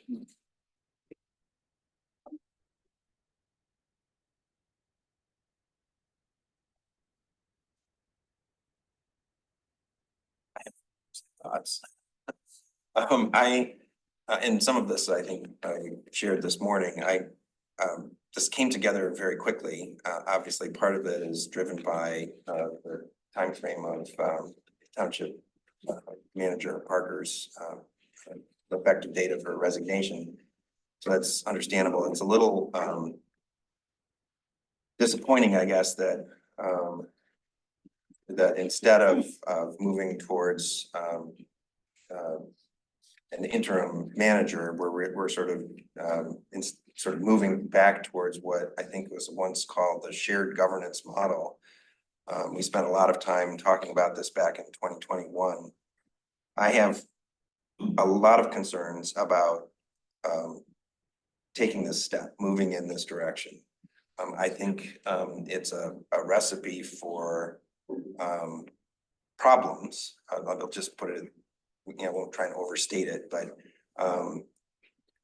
to have the sort of division of reporting relationships to different individuals as opposed to the centralized model of a township manager. And so I have a sense that, you know, the votes aren't there to pause on this and look at it more closely, but I really haven't had time to look at this particular specific proposal. The resolutions arrived this weekend. One of the third resolution regarding the office coordinators additional responsibilities arrived about, I don't know, 3:50 this afternoon. I personally feel like I haven't had enough time to look at this and to think it through. I think it's such a big change for the township that it really warrants that, and I would encourage the board to delay action on this to allow some time for people to look at it, including the township attorney. Township attorney was, I think, receiving these resolutions, the two that were ready this morning. To me, it seems rushed. And even though I understand after the 15th, we won't have a township manager. I have concerns about it just, you know, on its face as an approach, but I feel like we haven't as a group had time to sort of look at it and think it through. So that would be my hope, is that we would set these items aside, allow some time, allow the treasurer to come back and be present for to participate in a discussion. Hopefully, we can retrieve our other trustee who has gone astray, and have a full board to consider something as important and as sort of sweeping as the changes that are represented by these motions. Does he know? Are you done? But that's why I'm calling it. So I was present at the meeting. I'm on the committee. And this does reflect what we discussed as a committee. The committee included Ryan Yapple and Kathleen Brandt, who will be on the board in November. Plus three of us, who will also be on the board in November. So the collective thinking was, this is a short-term solution. We're going to continually reevaluate it as we're going. We are still committed to quickly embarking on a search for a full-time permanent manager. When I spoke to you and Joyce Friday at the Biden event, you encouraged me to reach out to Amy Sell. Well, Amy Sell called me on Friday afternoon, so I've conveyed to Amy my sense of what the committee wants to do, which is eventually search for a full-time permanent manager. It's amusing to me that you said this doesn't give you enough time, because there have been many times when you have handed out proposed actions and motions at the board table. So, I mean, we've all Sometimes things have come a little late, I agree.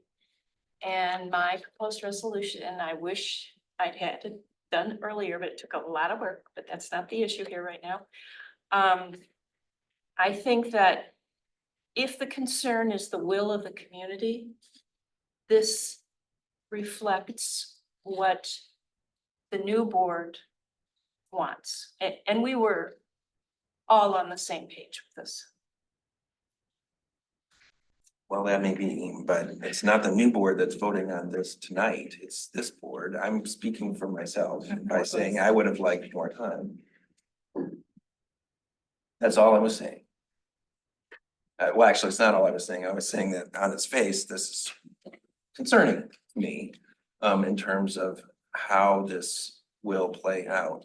And actually, Trustee Noel, you raise a good point. This is put forward as a temporary, everything here temporary, well, except I guess for the FOIA coordination role. But everything else in here is put forward as temporary. And so what's the date? Where is that in here in terms of the target date for any of these For things? implementation? Well, for this temporary, all these temporary don't think measures there's- to. Until the board next takes action, We have, could be. we've scheduled another meeting of this group to talk. Well, so I hear you. You're saying that there's this intent amongst those who formulated this plan for it to be temporary and that for it to lead towards hiring a township manager. Correct.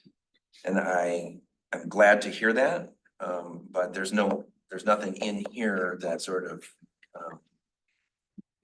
provides any assurance to those of us voting tonight that that will in fact happen. And I know that in the past, the township has had temporary measures that later were permanent or were argued should be permanent.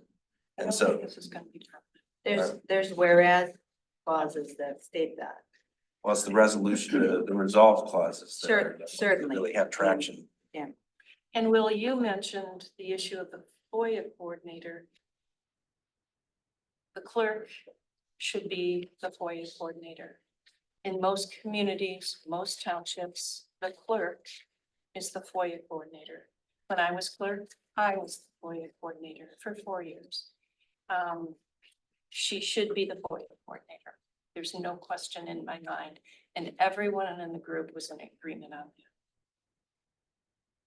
that. I'm glad the group was in agreement, and I'm not surprised that that is your position because I've heard you make that position statement. I have said before. that before. Yes. All right. Well, are there other comments from others about the measures? Are we going to talk about them all as a package, or are we going to deal with them in Go through what's one by one. to deal with them We individually? go one by one, they're independent. It's fine. All right. I'd offer, the proposed resolution to appoint certain officers. The proposed resolution to temporarily assign certain duties to officers and staff. And that would be, the whereas clauses.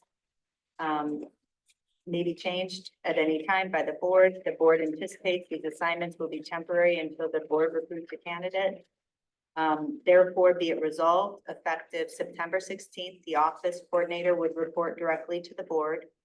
And the board would delegate off to the office coordinator specific duties to be determined. That's addressed in a separate resolution. To be it further resolved that effective September 16th, the human resources generalist and code enforcement officer would report directly to the board. Be it further resolved, effective September 16th, the supervisor will supervise the fire chief, the project manager, and the parks director, the clerk, the finance team, trustee Carey, the utilities director, trustee Noel, planning and zoning consultant, HR generalist will, and I'd like to strike the name. I put HR generalist Northrop, if I could strike that name and just say HR generalist. Will supervise the IT team, and trustee Noel will represent the township with the utilities director at the regular meetings with the city of Ann Arbor in regards to the water contract. That's a modification to the resolution that you were just making. I wanted to strike Northrop. Yeah. But you're making a motion to adopt the resolution as amended, or? Yes, I am offering that resolution as I just amended it. Is there a second? I'll second. Okay, so moved by Flintoff, the resolution as amended, second by Noel, trustee Riser. How many meetings did the committee have? Just the one? One. Okay, 2.5 hours. Yeah, so long. thank you for doing all that work, by the way. You're welcome. Um,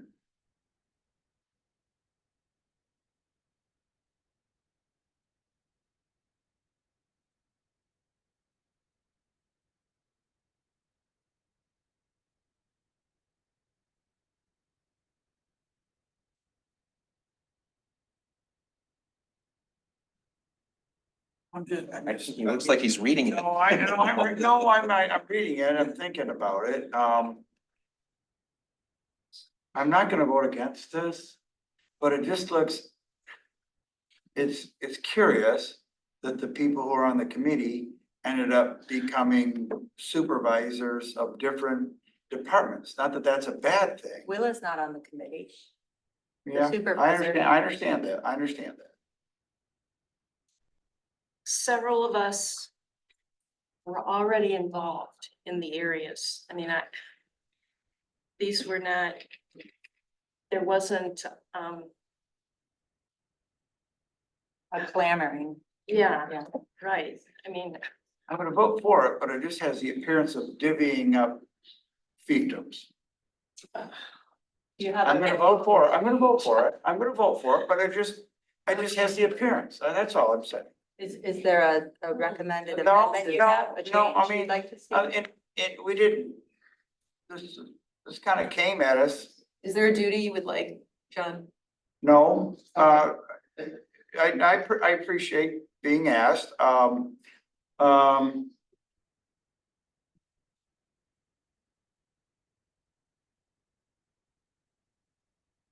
I'm gonna support this.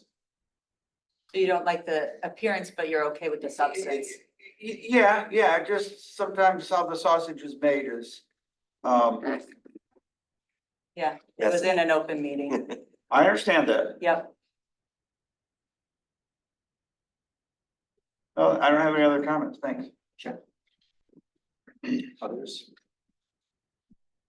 In that case, please call the roll. Flintoff, yes. Carrie, Yes. Noel, Yes. Riser, Yes, Hathaway, No. motion passes 4-1. Second item would be to adopt proposed resolution to appoint a FOIA coordinator. That is entitled Resolution to Appoint Freedom of Information Act Coordinator. It is standard language, compliance with the law. The change would be, it would be the clerk would be appointed FOIA coordinator effective September 16th.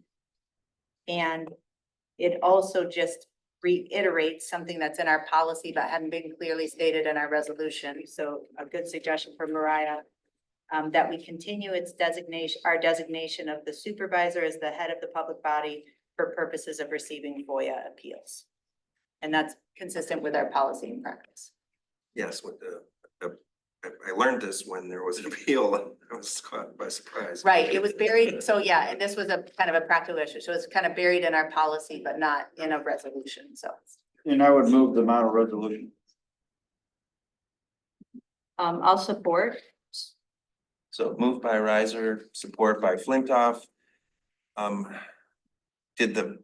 Was there any consideration by the committee about keeping the FOIA coordinator role with the township manager? No. And was there any consideration, since I know you also considered this assignment of duties for our office coordinator, who is also already playing a role with the response to FOIA requests, was there any consideration about keeping that duty with her? It may be with her, I think, but that, we didn't discuss it with that specificity. but it may be with her. I mean, Christy has traditionally helped Joyce as the FOIA coordinator, so she's got familiarity with the process. And in the past, when Jessica was the FOIA coordinator, sometimes Christy helped her too. Well, that was a question that I had too, because you're correct, Christy assisted me in that role as FOIA coordinator and was supervised by the attorneys to make sure that whatever response we provided, it was pretty clear and it had been reviewed legally to make sure that it was on sound principle. So I wondered about that too. I know that Jessica will continue to consult with the township attorney as the issues come up. Yeah, I mean, when I was FOIA coordinator, certainly, rely on either the office coordinator, deputy clerk, the IT director, whoever's got to pull stuff, confer with the attorneys as needed. Our FOIA policies are plain. I was FOIA coordinator without incident, without appeal, without lawsuit, without much cost. And I would also say we didn't talk about the idea of appointing a staff person to be FOIA coordinator. And I would say I would be opposed to that. I think it's such a responsibility that I think it's important to have either a manager or an officer be the FOIA coordinator, even when we're working with staff on it because of the legal implications. But I am correct in interpreting that this is not being put forward as a temporary measure. Correct. Correct. That's correct. But I would also clarify that you're appointing a position, not a person. The clerk. Right. Right. I think that's an important distinction. Sure, I think actually all of this discussion, to the degree that we can talk about positions as opposed to individuals is better. Yes, it's appointing the clerk. And I know other municipalities have the clerk do it. I mean, I'm gonna support this and call the question. Right, well, I don't think there's a need to call the question, but if we're done discussing, we can call roll. Okay, so we got a resolution by Riser, support by Flintoff. Flintoff, yes. Carrie? Yes. Noel? Yes. Riser? Yes. Hathaway? No. Resolution adopted 4-1. All right, so the third motion, there's no attachment, but it would be simply to ask the supervisor to designate the office coordinator as the second purchasing agent effective September 16th per township procurement policy section 2B. Obviously, the supervisor's discretion on who he designates. I would say from a practical point of view, it's helpful to have somebody who's as familiar with our procurement, EO, AP, and somebody who's here all the time. So that's the suggestion of office coordinator. I talked with, if I may, I talked with our finance manager about this duty and how it functions in relationship to her work. And I'm perfectly comfortable making that designation. I don't know if we need to take a board action, but if people feel they want to, that's fine. But I'm happy to take to accept the recommendation as stated in the Okay, motion. that's great. Well, Separate, There's no resolution. there's no resolution. okay. It was just in the model motions there. Yeah, thank you, Will. I think that makes sense. It makes it cleaner. And then the fourth action does have a proposed resolution to assign certain additional responsibilities to the office coordinator and to authorize temporary acting pay. And that is the motion to temporarily assign additional duties to office coordinator. I want to note, some public comment talked about a recommendation to appoint our current office coordinator, Christy Aiken, as interim manager. That's not what this is, but it is to assign additional duties. So the office coordinator position, the title remains the same. A lot of the duties that our office coordinator, Christy, already carries out overlap with kind of the communication operations function that we're looking for here. Again, temporary, but what you'll see in the resolution is that be it resolved effective September 16th. The office coordinator would report directly to the board and that the board would delegate to the office coordinator the additional duties of attending board meetings, participating in a leadership role in the regular meetings of, the township attorney meetings, the development review meetings, facilitate the management meetings, ensure township policies and procedures are followed by providing the day-to-day guidance to other staff and officers on applicable policies and procedures, to deliver regular reports to the board, both written and oral, regarding projects and issues, serve as second purchasing agent, if so designated by the supervisor, and work with the supervisor to prepare proposed agenda for the board meeting for our rules of order. For the resolved, effective September 16th, would receive an increase of 20% per hour. That would go from $34 and some cents an hour to $40 and some cents an hour for the performance of these duties. That translates annually, bumping up the office coordinator salary from $71,000 to $85,000. And again, this anticipates the assignment will be temporary until the board recruits a candidate. I want to thank Ryan Yapel and Aurora Northrup for consulting on this. And the committee itself had a much longer list, I'd say, of duties. And the reason why it's shorter is there was some good analysis done about kind of what's already included in the office coordination job versus what would be new. So that's kind of the subset there.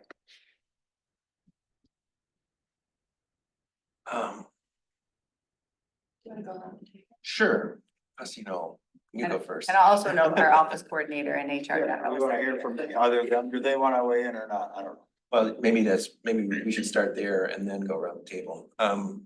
Sure. HR person, what is your title? I'm sorry. HR generalist. Generalist, sorry. Well, yeah, so no, Aurora, why don't you come up? That's simpler. So this definitely was a new process for me in terms of these duties, et cetera. I am concerned that the hiring process or an interviewing process, et cetera, for someone in an acting role, this wasn't completed in this case. It has nothing to do with Christie, just from an HR standpoint. 20 years of HR background from pre-employment to post-employment and everything in between. One of the things that's very important is recruitment, interviewing, selecting the experience and most appropriate candidate from a pool of candidates so that you don't have just one. So I did have a concern with this. When filling the position, of course, I know that this is not the interim manager role, just some of the tasks from it.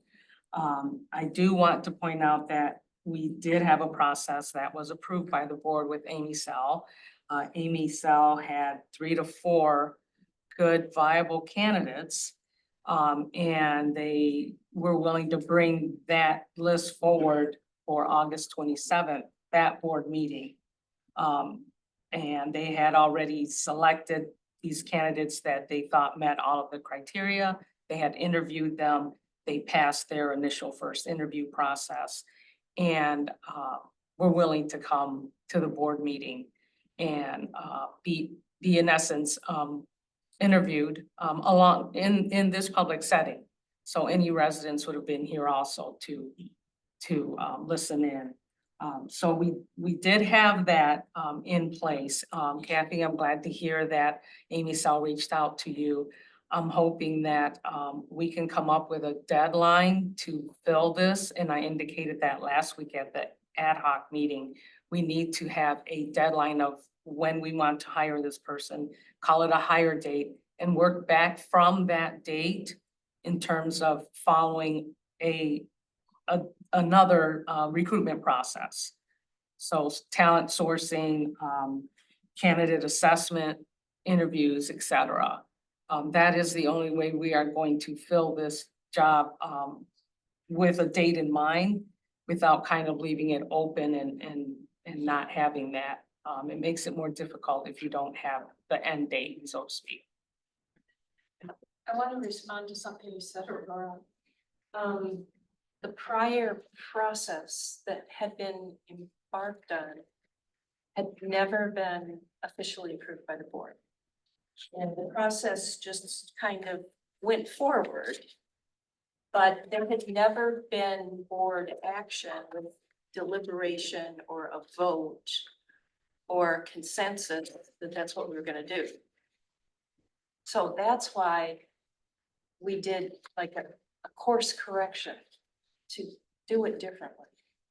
And to just add to what I had indicated, the talent proposal was, approved by the board meeting. So correct, I understand what you're saying. So the actual proposal and the payment amount for Amy Sell for, the interim manager, sourcing search, right?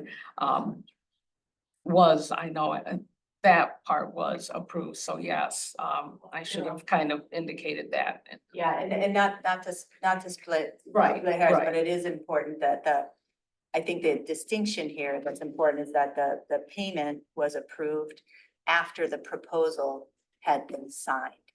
And so that goes back to the procurement policy and the $5,000 limit. So, but I do hear your concern, if I'm understanding you right, that we need to stay disciplined about moving forward, getting a date. And the interim manager committee, we set a tentative date for September 16th. I think at 10, so we'll have our next meeting. And one of the things that we said that we, start looking at is a timeline for a permanent manager and kind of what that process would look like, knowing that there's going to be overlap between this board and the new board. But I think there's some steps we can take before November 20th. It's not that we have to fully wait, so. Can I ask a question? The proposal that we're now considering includes a pay increase. And I know that Aurora, that you have been working on a salary study, and that we have other employees who have expressed a desire to have salary increases, and we're sort of holding that in I guess, and we're putting that all on hold, all those requests, while we conduct the salary studies. What are your thoughts on that? That was what I had indicated when I've had a couple of inquiries regarding pay and if it could be reevaluated, meaning their role and the pay range. That's what I indicated, that we have a wage and compensation study and accepting requests for proposals. And at that time, once we start that process, is when we would decide what the ranges would be, if any changes to the ranges, the job descriptions, et cetera. So I have indicated that. So yes, this did pose a bit of a dilemma. But at the same time, I think that because there are changes, and if they're going to be significant in the tasks that are going to be assigned to the office coordinator role, that yes, we absolutely should consider an increase. But at the same time, keeping in mind that that role is within that compensation study also. Which would give some good data for us for any permanent decisions. So I guess that it does raise a question. So given that the intent here is that this is a temporary arrangement, what's your recommendation in terms of how to structure it, in terms of building that expectation into the salary increase? The expectation that it could be reviewed, the salary reviewed, is that? Once, I guess, my experience in organizations where once someone's salary goes up, it's extremely problematic to dial it back. And if the office coordinator position, if these new duties are meant to be temporary and the salary increase is meant to reflect the increased duties, but the duties stop, then how does that work with the salary? You're right. That's one of the things, dialing it back becomes difficult. However, if the person is no longer in a new role, that would not warrant that continued increase. And they're reverting back to their previous role, so to speak, then yes, that salary would come back down to what it was before. Or go up if the salary study Correct? supported that, I suppose. Correct. It could, but it would go down though, in theory, back to what it was prior to the change in duties. Salary is connected to the position. Correct. Right. Salary is connected Yeah, to, yeah, correct. Exactly. So, all right, I don't want to belabor that point. I just, that was one question I had about how this will unfold. Well, but let's, unless you have more to present, why don't we go around the table, or do we have someone else who's to present? I wanted to ask Christy Aiken to step forward, if you would. Okay. Thank you so much, Aurora. You're welcome to stay too, but thank you for your help. I just wanted to thank you, Christy, for stepping up to help us out through this time of transition. I would just be clear that this would be a temporary assignment with the temporary acting pay for the performance of the additional duties during that time. Could you just share a little bit with us about why you're stepping up to help at this time? I'm stepping up because it aligns with the classes that I'm taking for business administration and business management. And I want the opportunity to advance my career development and help the township and my colleagues at the township, because it's necessary. And I just want to be able to help out and step up and learn more things that I can take back to school and work with that. No. I am supportive of this. I don't have any specific questions for you. Thank you. But I've been very pleased with Christie's work over the years. Thank you. As am I, and you're okay with us doing a search for a permanent township manager, knowing that you'll be the interim and have to turn, not the reins over, but at some point, a permanent manager. Take a break, take a breather after that? Sure. Okay, all right, no, I appreciate you stepping up, and I think the world. It's an opportunity for me to learn more, and that's what I'm looking for. There might be a need for some overlap. Okay. It might not be immediate that she steps down when we get a new one, a new manager. I just want to state my expectations. It won't be. Right, we have several more steps, and that's what I think the committee acknowledged is, and why we did the course correction at the last board meeting is we need to look at the duties of the manager, the permanent manager, the salary range of the permanent manager, and kind of go from there. And I just want to thank the ad hoc committee for recommending me, and for Kathleen and Ryan and the residents. So, thank you. That it? Right. Well, Christy, you and I talked this afternoon, and because I wanted to make sure that you were clear that anything that I say, any criticism of this whole. No, yeah, Yeah, we did have that key parts of conversation, it. and I totally understood where you were coming from, and. It's nothing about you. Sure. I have tremendous respect for you as a township employee, as the office coordinator. I do have some concerns about this whole structure and, you know, the office coordinator sort of expansion of duties as a part of that. But I, you know, and I'm you know, only here for a few more months in this role. So you know, and I sense where we're headed with this. So I just want to say for everyone and you in particular that I will look forward to working with you and trying to help you grow in your career with these new duties that are being added to your plate. Thank you. I'm excited working with Christy for the past couple of years as a trustee, but even before as a resident.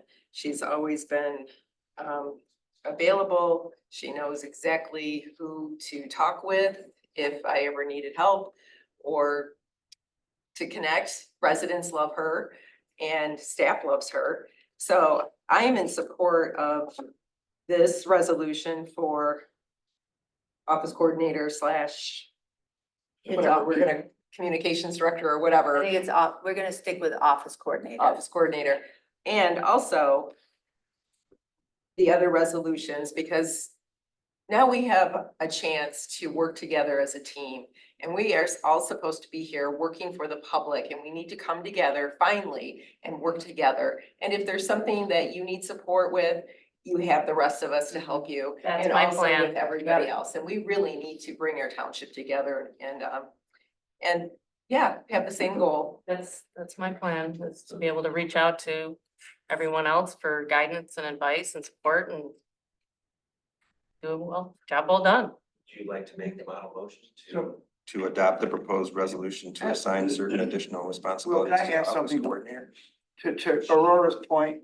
Do we, I mean, I might have a suggestion if there could be a friendly amendment or amendment, and that's like effective September 16th, 2024, and until a permanent township manager is hired and onboarded or something like that, so that would that be okay to incorporate that? But I like that idea. Can I suggest it be a little more broad and until further board action? And until a permanent. Because maybe it could be before then, it could be after then. We want to have flexibility. I mean, we always have flexibility, but that's part of why the committee's meeting to kind of evaluate. I think until further board action, it could be board action of any kind. It could be it could be in a week. I mean. But I I don't think wanna it's box realistically gonna be. ourselves in. No, but I think we want to commit to, we're gonna be looking for a permanent township manager. We are committed to that. Well, we are, but I think that I agree with you that it's until the board takes next action and that next action will likely be that we are onboarding a permanent candidate, but it could be something else that we're not anticipating. So that's why if you want to add something, I think until further board action, but we already know that with any resolution, we can change it with further board action. But I just want it to be clear that this is to kind of assist us, and I'm This is grateful that she's interim. doing it while we, and I say the people who have met already, continue the search for a permanent township manager. So I guess if there's not support for adding and until a permanent township manager is, retained, hired, onboarded, then. I think it sort of limits us as an employer. I think it's until any further board action. But then that's the raison d'etre for this, isn't it? Yeah, but I think that your words aren't quite. She doesn't support that amendment. Okay. Yeah, I understand what you're saying. I just think that. Like where we say the whereas above, John. The board anticipates the I assignment will be understand that. temporary until. But that's the meets be a result, so. I understand that too. So I'm just wondering if we could kind of define the scope of this. I mean, I get that it could be weeks, it could be months. Yeah, but it could also be for another reason. That's what I'm trying to think about is, let's imagine, I'm using this as an example. Let's imagine that this doesn't go very well and we want to change plans in 2 weeks. Right.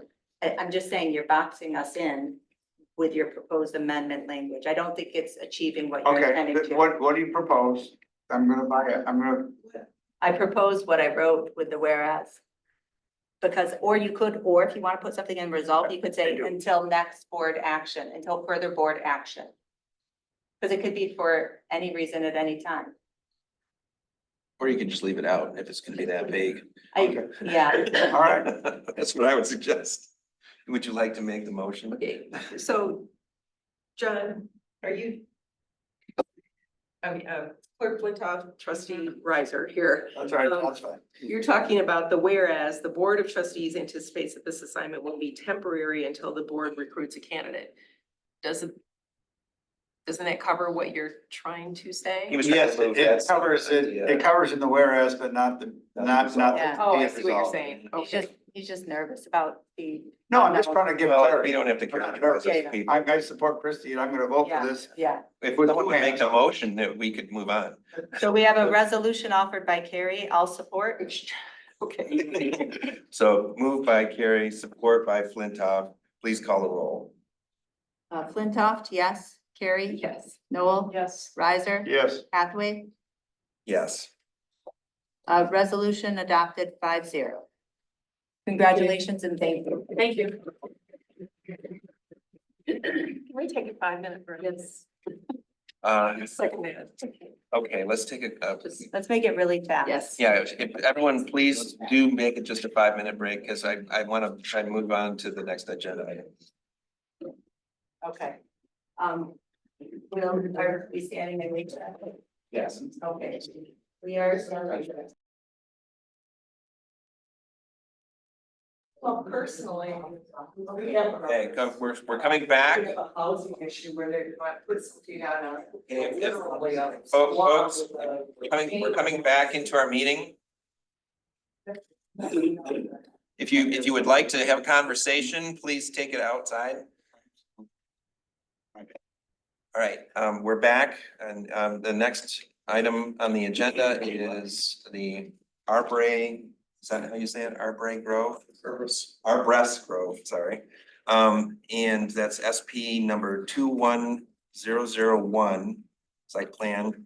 And the, Actually, I'm sorry, I think that cover sheet is wrong.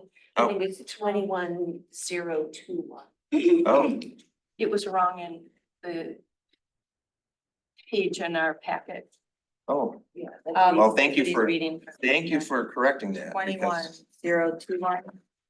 Okay, Yes. We may want to go into the 21021. meeting packet and change that. to- I'll do that right now. Okay, thank you, because I looking things up later, that could be a real problem.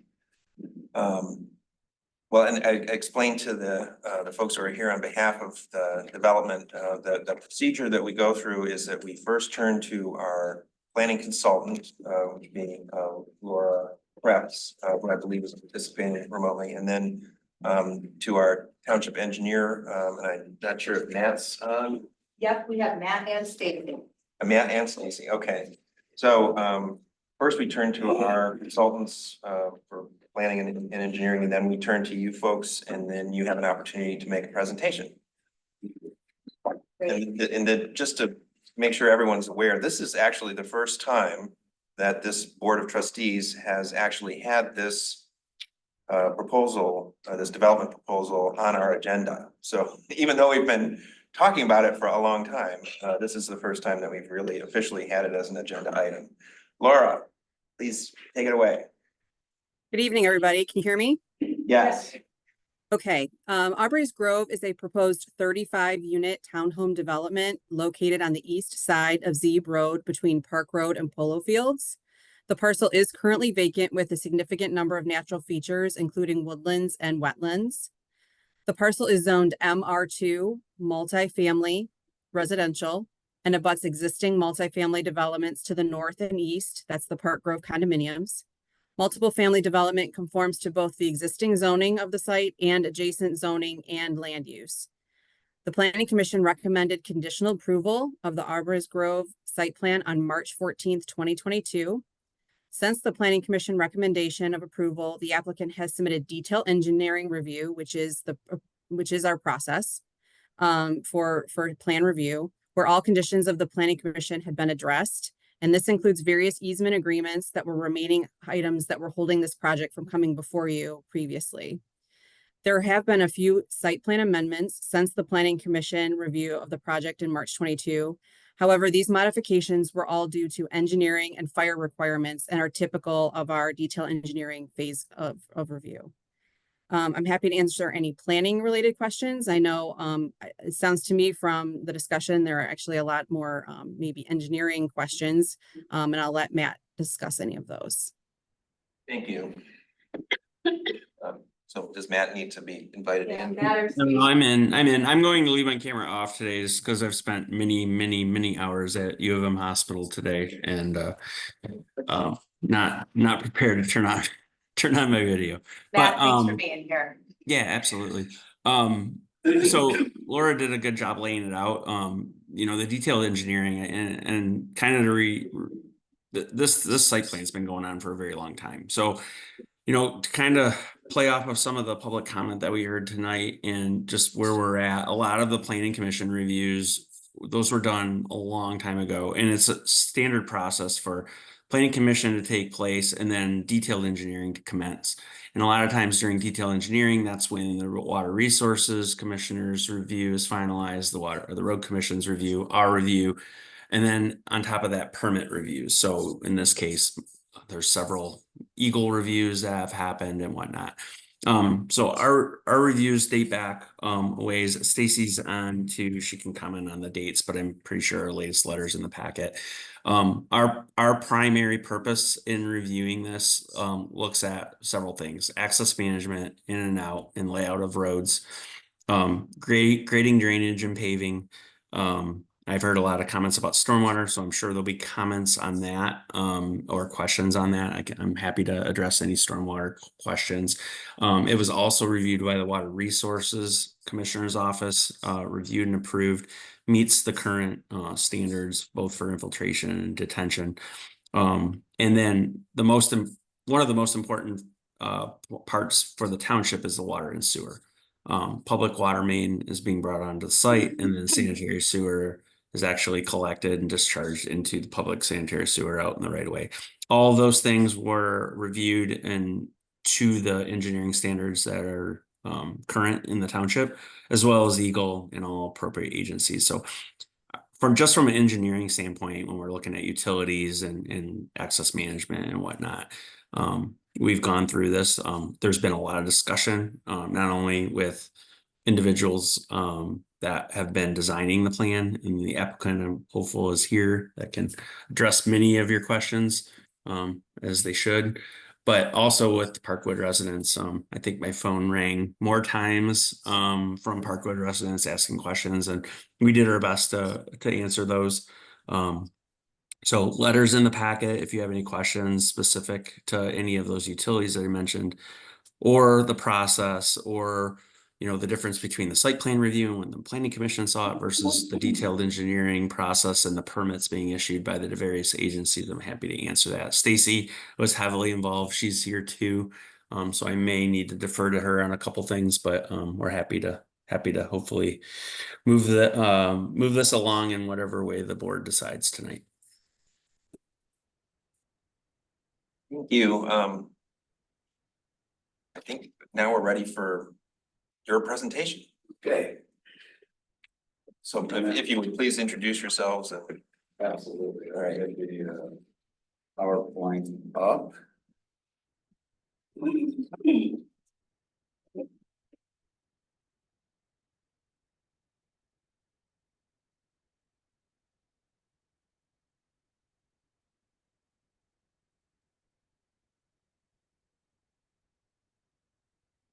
Screen? Yeah.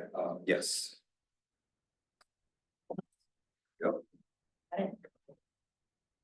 And share screen. That is this one. Share. Thank you. Okay. See if I can minimize this.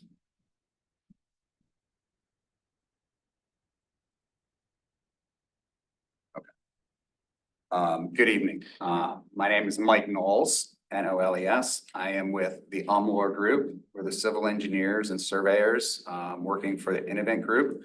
This is Chris Nickel. He's one of the principals of the Innovent Group. I'd like to go through several slides. I know you've already had a long meeting, so I'll try to keep it pithy and moving along. When we first started this job, we put together a competent team of professionals, each to handle their own specialties. The Elmore Group, Civil Engineering and Surveying, ASTI, Environmental, handled all of the wetland delineations and the wetland permitting. Allen Design is our landscape architect. McDowell and Associates is our geotechnical scientist to review the soils. And Fleece and Vanderbrink handled our traffic study. Over the process, many other agencies and firms have obviously chimed in and reviewed our product. So don't take our word for any of the things that I say tonight. These engineering designs and principles and details have all been thoroughly reviewed, both by your staff and your outside consultants, as well as the outside agencies. As mentioned, Washtenaw County Water Resources reviews all of the stormwater aspects. Eagle reviewed all of the wetland aspects. Each one of these agencies, Washtenaw County Road Commission reviewed all of the traffic studies and the design of the traffic improvements. Each of these entities are professionals in their field and have reviewed professionals in the field's work to confirm that it is in fact correct. That may not be the question tonight, but at least you can come to some assurance that the detailed engineering that you have in front of you tonight is in fact correct. And in fact, there was one other entity, if you will, from the outset of this project. We reached out to Parkwood to work with them. And my very first meeting with Parkwood was with Mr. Allen and Mr. Bob from the Parkwood Homeowners Association. We met on Jackson Road at a coffee shop and sat down with them to talk about what their concerns were. And they expressed some of the sentiments that you heard here this evening, including that they're not necessarily opposed to development per se, but they did have certain concerns which they expressed. And we'll talk about those concerns and how we managed to solve those puzzles along the way. When we first looked at this property, we thought, man, we have a slam dunk here. We looked at it first in April 26, 2019. As you mentioned, trustee, we were at Planning Commission in March of 2022, but we started much sooner than that, doing iterations of the concept plan, doing all of our due diligence on the property. What we found is that a property, I don't know how to make that square on the top go away, so I apologize. But the property is 5.3 acres. There's been some talk about how big the property really is. The gross acreage of that property is 5.3 acres. And yes, in the future, we will make a right-of-way dedication to the Washtenaw County Road Commission. We will also be placing a conservation easement over the preserved wooded wetland that you heard so much about and saw a beautiful photo of earlier. That will be in a conservation easement. And so do you take those quantities off of the total gross acreage? Not in accordance with your ordinance. The gross acreage is 5.3, and so we are qualified to be a part of this. It has multifamily zoning, which means that it's zoned for 42 units. We are proposing 35 units. So we are not maximizing every inch of every possible unit that we could get on this property. It's been zoned multifamily for 40 years. And I'll get into the zoning a little bit more in a minute. Stormwater management, we were so pleased to find that we had an easement in place for the outlet to the existing Parkwood stormwater management system. So we thought, great, the easement's in place. That's one of the most difficult things, is to get an off-site easement. Particularly, nobody likes to see development next door. They're used to seeing the woodlands and the water courses and those types of things. So nobody likes it. So if you have to go to a neighbor to ask for permission for something, it's very, very difficult and often makes us shy away from development. We'll just pass on the property rather than to try to do that. But this already had a easement in place. It also, for sanitary and water, it had access to water on Zeeb Road, but it also had an easement to private utilities. So there was an easement to access the Parkwood sanitary pump station, and we intended to utilize that easement. Obviously, there's a demand for homes. No matter what side of the aisle you're on, everybody's talking about how there's a shortage of housing, there's a demand for homes. So we knew we had a demand. The neighbors seemed cooperative and engaged. Even tonight, when they're here to oppose our development, they've been quite polite and respectful, and I appreciate that. But they've always been cooperative and engaged, and they would share with us what their concerns were, and we would try to alleviate their concerns all along the way. And I'll get into those things that we did. Woodlands, we were excited that we were going to have a possibility of saving trees on the site.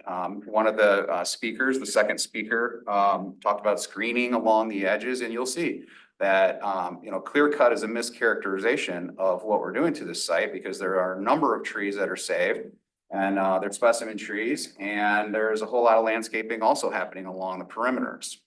Wetlands, we could protect the wetlands. So yes, you did hear about the impact, and that's why Eagle was involved with the permitting process, because Eagle has strict guide rails. You also heard folks talking about guide rails, and we should have rules and regulations.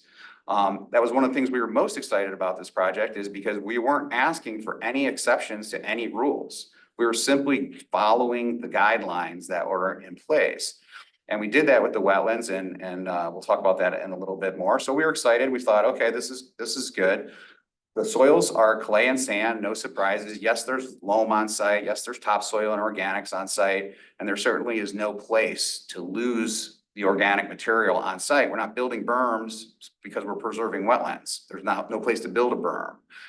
We would have to cut down trees to build the berms. So those soils are coming off site, and import soils are coming in that are suitable for engineering fill underneath buildings, roads, and infrastructure. And environmental, we thought, well, somebody fly dumped on this property. We don't know who it was. We don't blame the landowner. We don't blame the neighbors. We don't blame Parkwood. We don't know who dumped a truckload of stuff on the property, but we said, we can clean this up. This should be a good thing that we're cleaning up an environmental issue on our property. So we thought, slam dunk. Then, as 2019, 20, 21, 22, and 23 went on, we realized we were a little bit further from the target than we had originally imagined. Had we known now, back then, what we know now, we never would have embarked upon this approval. Normally in the process, you take one step at a time. That is why you heard somebody mention that there were 17 plans in the preliminary site plan and 35 sheets in the final engineering site plan. That's the normal course of business. That's how you do it. You get more and more detail as you go. We started with concept plans at the pre-application meetings to talk about what you desire to see there. Here's what fits your zoning and your master plan. What do you think? And it works through to preliminary. And normally at the preliminary approval, you get vested in your density and your layout. And the final engineering is to work out your stormwater management calculations and your water tie-ins and your sanitary tie-ins. And so that, and to perfect all of your permits before you go to do that, which costs a bundle, you get your initial approvals first, which is why this took so long, because we had to go through that process, and it was a difficult process. So before I get too far ahead of myself, let me just quickly go through a little bit of the history of the property. You can see in the upper left-hand corner an aerial photograph in 1984 where Parkwood didn't exist and Arborist Grove didn't exist. Arborist Grove is outlined, our 5.3 acre property is outlined in red. And I highlighted for you the stream that sort of ran, it was really a drainage course that ran from Arborist Grove down to the U of M Lake Drain directly. The drainage patterns and topography all went from west to east to the drain, which is why there's a drain there.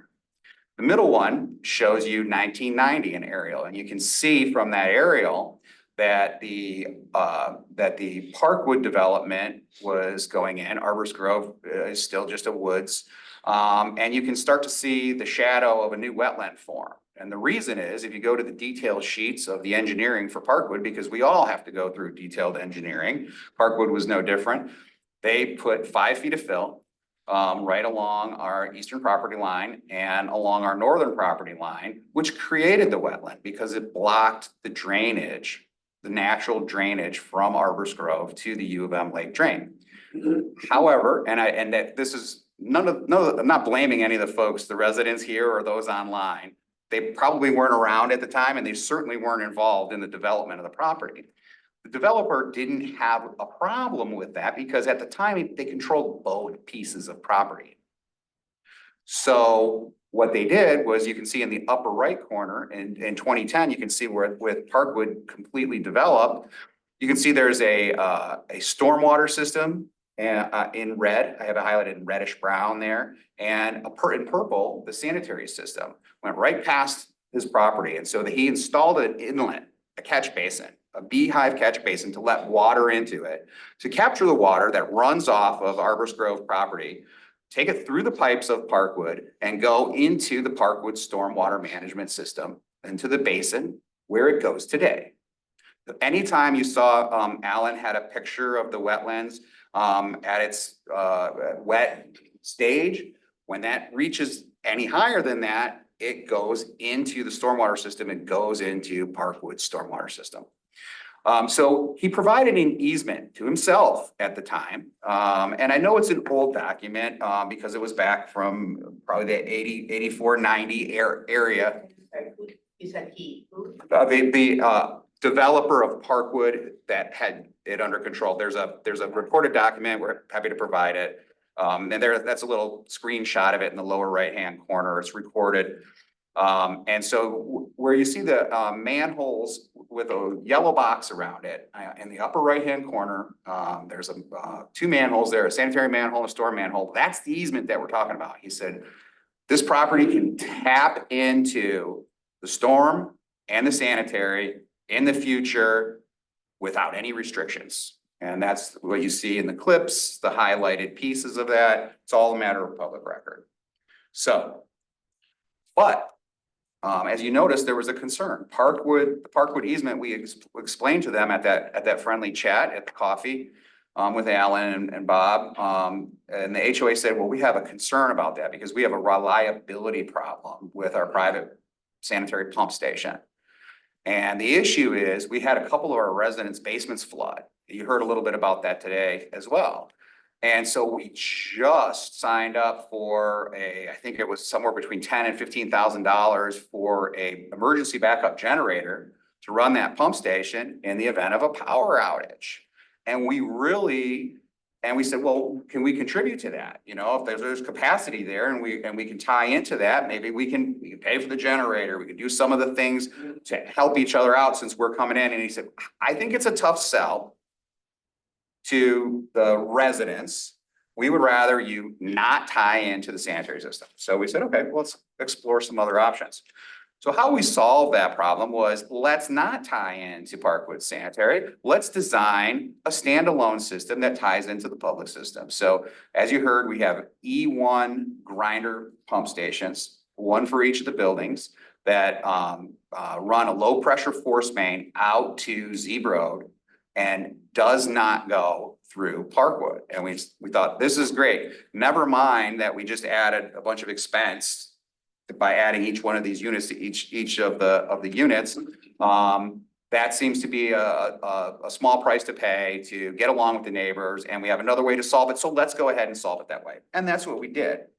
And then we pursued that, and we acquired 3 permits from Eagle Act 399, Eagle Park 41, and another Eagle Park 41. So the part on site requires a private sanitary permit. The part in Zeeb Road requires a public sanitary permit, and the water main requires a public water main permit. So we have those permits. These are actual copies of the permits.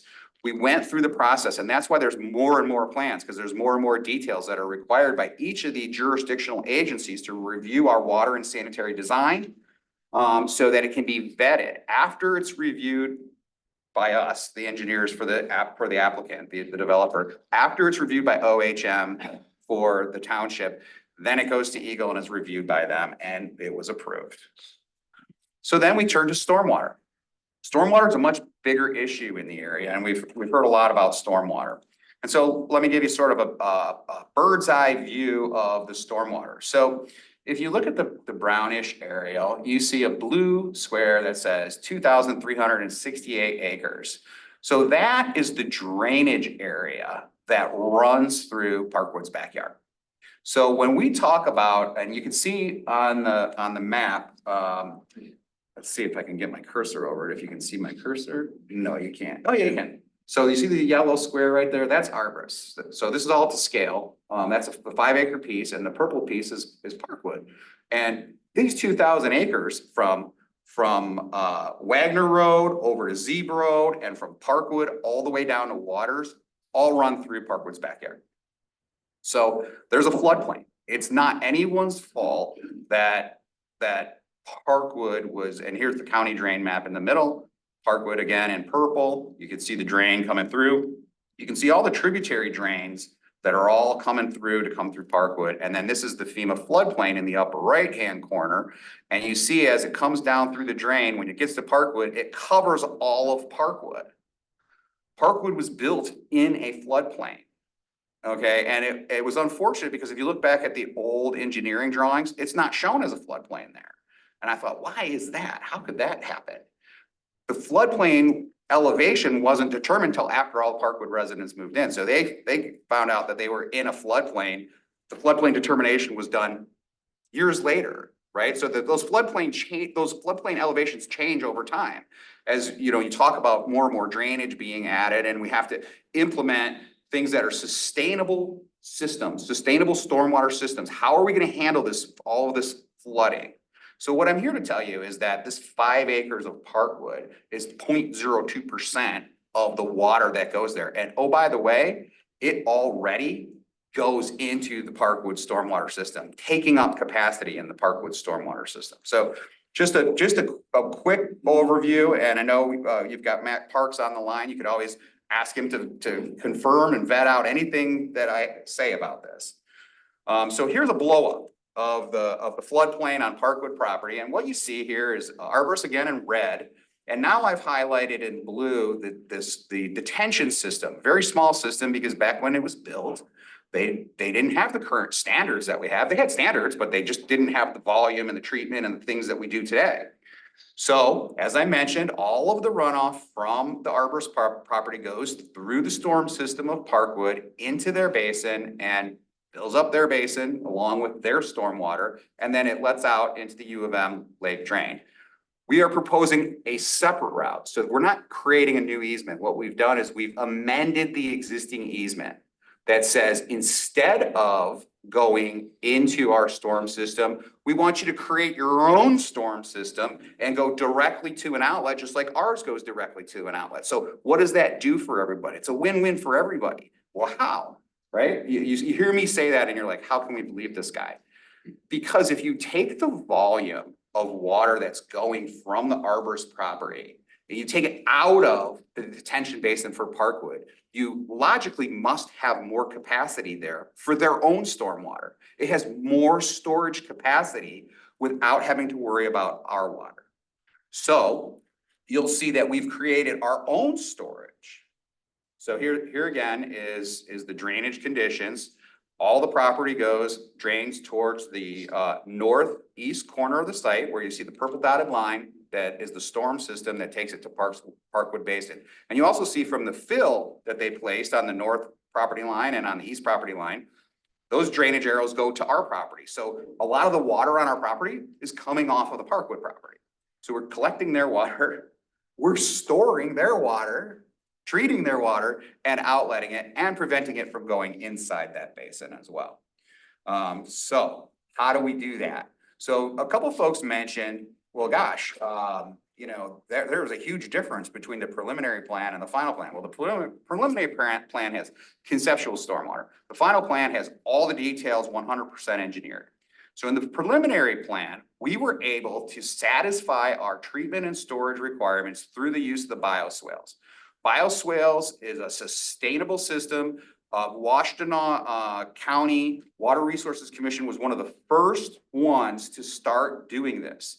It's because of the things that we're saying about the storms are getting bigger, the climate is changing, we're having more and more storm water coming through. We have to do something about that. What are we gonna do? We're gonna increase storage. We're gonna create bioswales that can be living vegetation and habitat. And we're gonna do it, we're gonna test the areas so that we put them where it can infiltrate into the groundwater rather than contributing it to the stormwater runoff. We're infiltrating it into the groundwater. So we were able to handle all of the Washtenaw County requirements using our bioswales.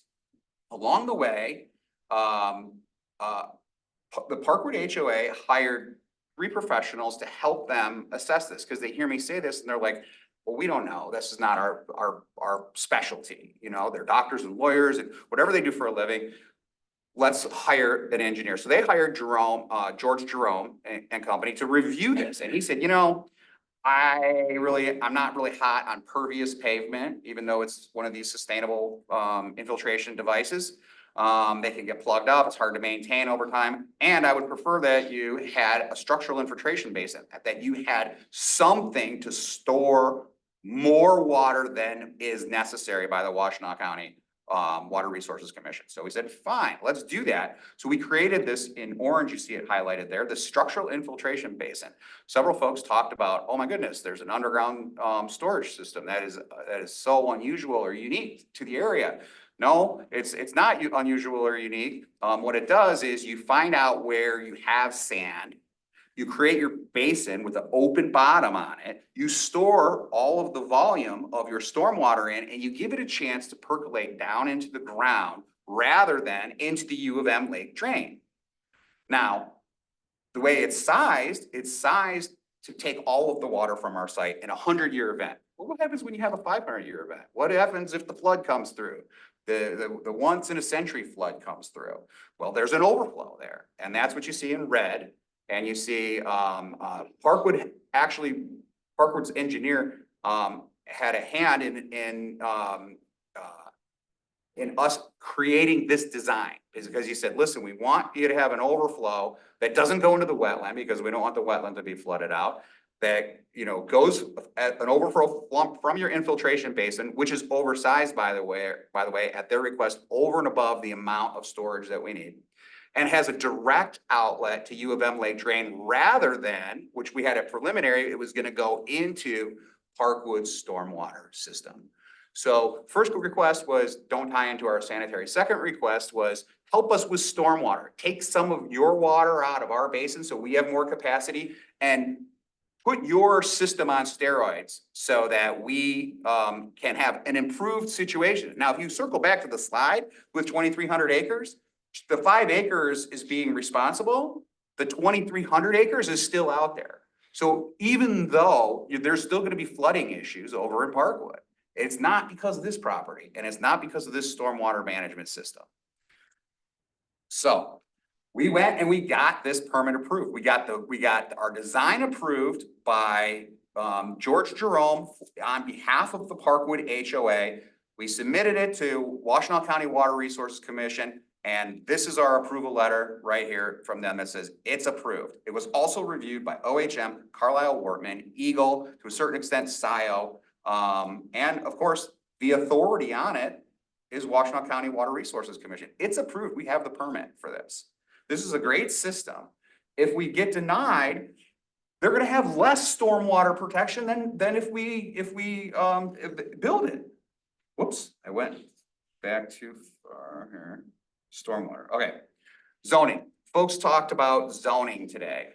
Okay, so this is a copy of the Scio Township official zoning map.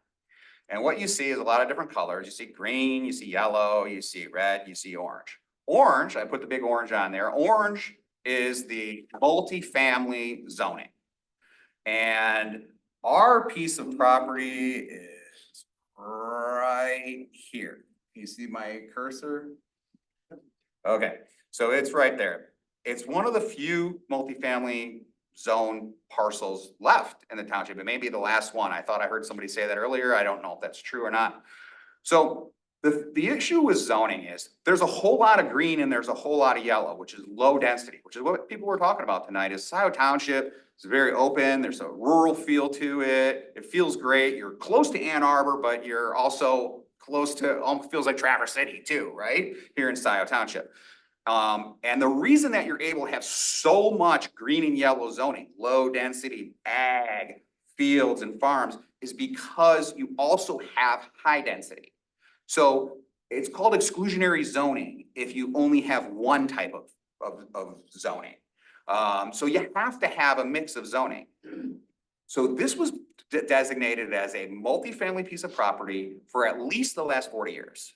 Okay, and so what we did was we said, look, we're not trying to come in and change zoning. We're not buying a park next to somebody else and saying, we want to put more in here than what your master plan or your zoning plan allows. What we said was, we're gonna follow your master plan, your zoning plan, your plan that gets reviewed every 5 years and revised, and for 40 years, it's been a multifamily piece, and we're gonna propose multifamily on it without asking for any variances whatsoever.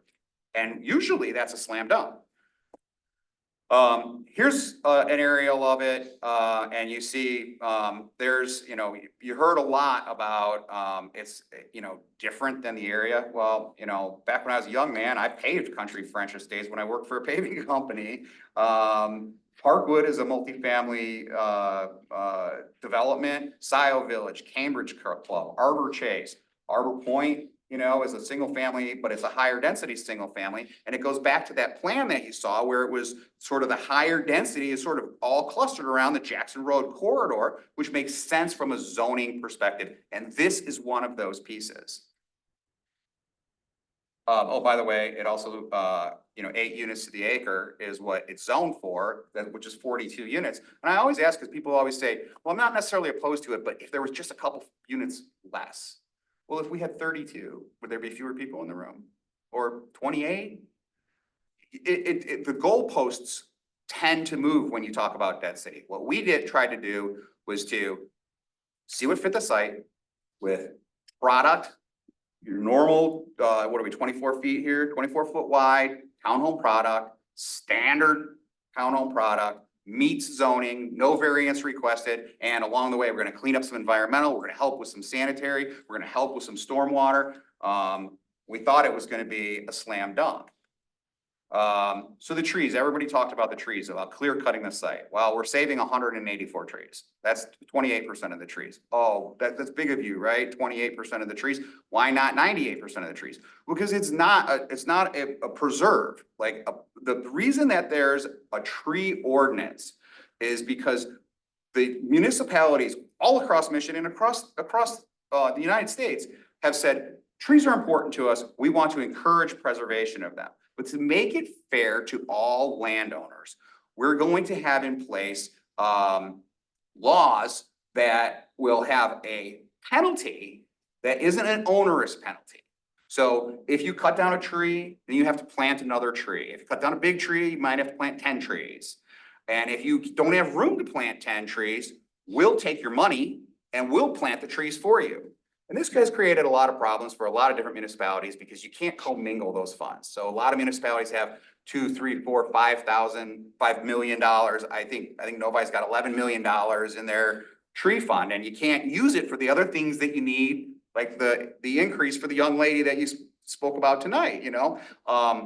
So the ordinances are put in place so that there is a just penalty for cutting trees. You're encouraging us to save trees, but you're also not preventing development because of it. Otherwise, it ends up to be unconstitutional, which is what Kent found out with the commercial company. It wasn't a residential company. And even after their ordinance was found to be unconstitutional, we still go in and voluntarily comply with it because we know that's the intent. And it's something that we've always been able to do. And that's what you do here. And yours is a little bit heavier than most, but the client, the developer never objected to it. He said, okay, replacement tree calculations We're saving 45% of the landmark trees, almost half of them. We're gonna replacement requirement by your ordinance, by the letter, the guide rails that folks were talking about earlier today. There should be guide rails. There's a guide rail and it says you're gonna replace 705 trees. And look at some of the trees that we're removing, a 26-inch cottonwood and a 34-inch elm. And look at some of the saved specimens, 32-inch white oak, 32-inch red maple, 30-inch red oak. To say that we're clear cutting the site is a mischaracterization of what we're doing here. So we are trying to split some fine requirements, Eagles requirements on the wetlands, drainage requirements on the pavements, drainage away from the house, all of the stormwater storage requirements. You can't build an underground stormwater storage tank without taking down the trees. So we have to split all of those requirements, and I think we've done a pretty good job of doing it. So when we came to this Township Planning Commission in 2022, and we had a unanimous recommendation for approval, we were quite pleased because that is an important vesting point in the life of a development. That means you can spend money to go get the permits now. That they've agreed that, yep, 35 units, yep, in this configuration, yep. Just make sure that the engineering works. And that's exactly what we did, plus the conditions. They also had some additional conditions, and those are listed here on this as well. Resolution of the concerns in the township planners review, which we've met. Resolution of concerns in the township engineers review, which we've met. You've heard from your planner and your review that we've met those requirements.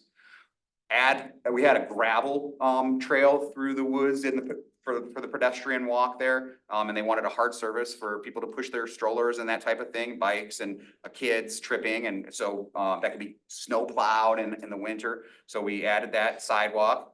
The buildings to be prepped for solar and EV charging ready. We agreed to that, and so this is part of like the sustainability play, right? Do you want sustainable stormwater management systems? Do you want them to help your neighbors? Do you want them to meet your requirements? And do you want this to be a development for the future where you're going to be able to have the solar panels on the roofs that you want and the electric vehicles in the garages that you want because they're prepped for them? The T turnarounds were redesigned. I'll show you that on another slide. That was a request by Parkwood.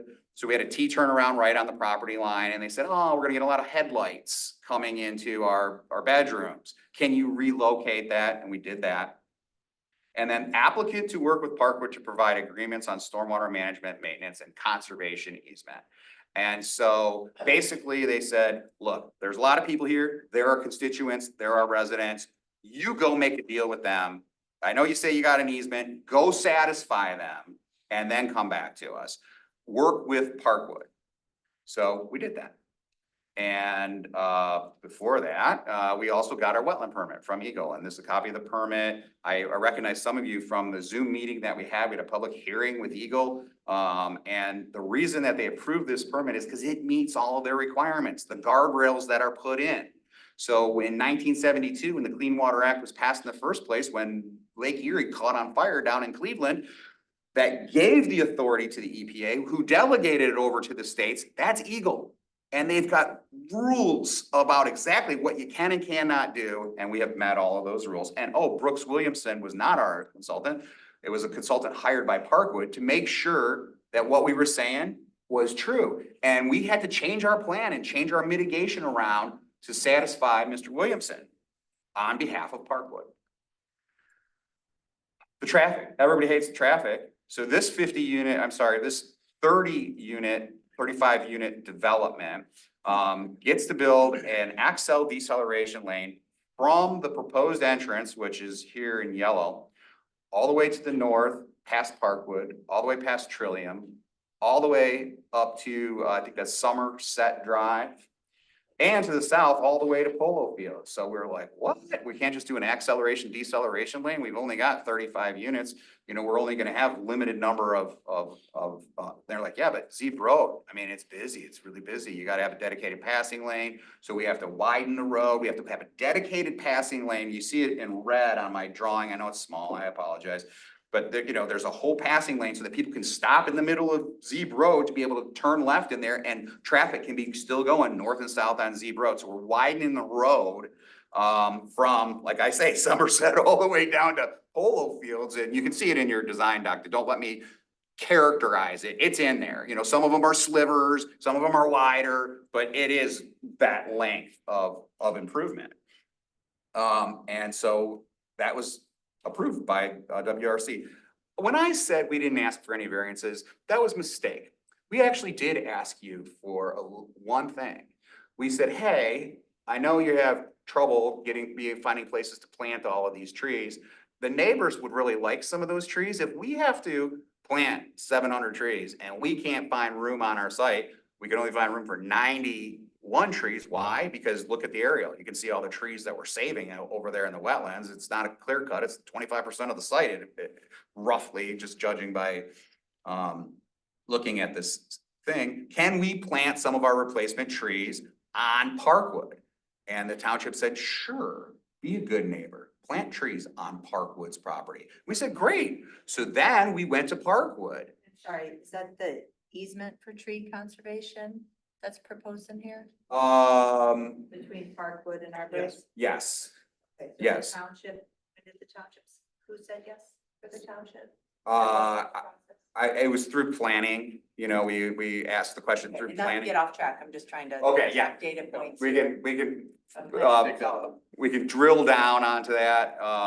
And we said, listen, if there's gonna be all these trees to be planted, let's plant some on the neighbor's property. And so we brought a landscape architect and a landscaper out, and we met with Parkwood, and we walked around their neighborhood multiple times and said, would you like a tree and what kind of tree would you like?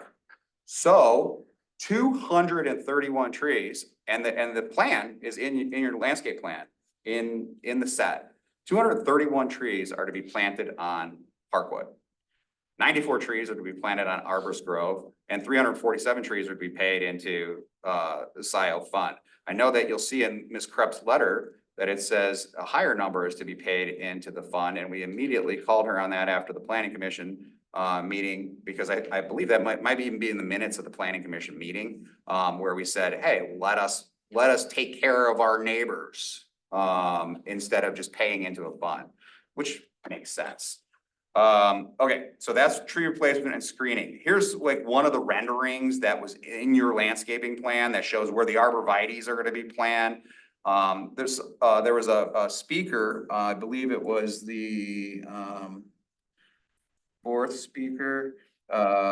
She was talking about, we're not sure what's gonna happen there. All these trees are gonna come down. I don't know if they're gonna build a concrete wall or something in there. No, we're not gonna build a concrete wall. There's a landscaping plan of what we're gonna do on your property, and then you can see the green on both the north line and on the east line with the arborvitaes. So we're doing that. So we met with Parkwood's representatives, their engineer, their wetlands consultant, and their attorney on literally dozens of occasions. We had Zoom calls all the time. We went through every line of that agreement, and we ended up with 3 agreements, one for stormwater, and it's the amended and restated. That was one of the things, I think Chris got a text from his attorney, Ken Clarkston, with Taft Jaffe, saying that there's an issue with the draft denial of this project that has a misstatement in it about a new easement. There's not a new easement. The board had the authority because there was an existing easement, as I mentioned, and showed the recorded copy of, and it was amended and restated, which the board had all the authority to do. And they really put us through the ringer too. It wasn't like they're in cahoots with us or anything. We had another agency, basically a third-party agency of engineers and reviewing this for us. And so we finally came to agreement with the HOA. And we have these 3 agreements: the amended and restated stormwater easement agreement, the easement for tree conservation, which allows for the preservation, and they're requiring a conservation easement over the wetland, which is redundant because Eagle's already requiring that as part of our wetland permit. And then stormwater management, long-term maintenance agreement plan. That one's not recorded. It's approved, and we got into a little bit of chicken and the egg. They wanted you guys to approve the development before they would approve all the agreements, and y'all wanted the agreements with Parkwood to be approved before you would let us come see you. So we ended up kind of splitting that by getting the stormwater done, the tree conservation done, and then the maintenance which is also covered by the Washtenaw County Water Resources Commission. The maintenance of that is also an agreement that upon approval, should you look to support us, then that will be recorded. The folks that are here weren't part of those meetings, other than Alan. Alan was at some of the meetings early on. But you know, so these are the folks that they took issue with their own board, right? So the folks that said, okay, you guys made an agreement and we don't agree with your agreement. And so that's the folks that are here. And in fairness to them and in kindness to them, they weren't in all of these meetings. They didn't have the benefit of all this information. You heard some of the stuff today that is directly contradicted. We're not clear cutting the site. We're not making the stormwater worse. We're not building concrete walls around the development. You know, we have worked with our neighbors from the onset all the way through. And in fact, this township required us by approving when we were vested in the site plan, required us to work with them. And now we have recorded agreements with that HOA. And so we've done that. We've done everything that you've asked us to do. So this was the old plan.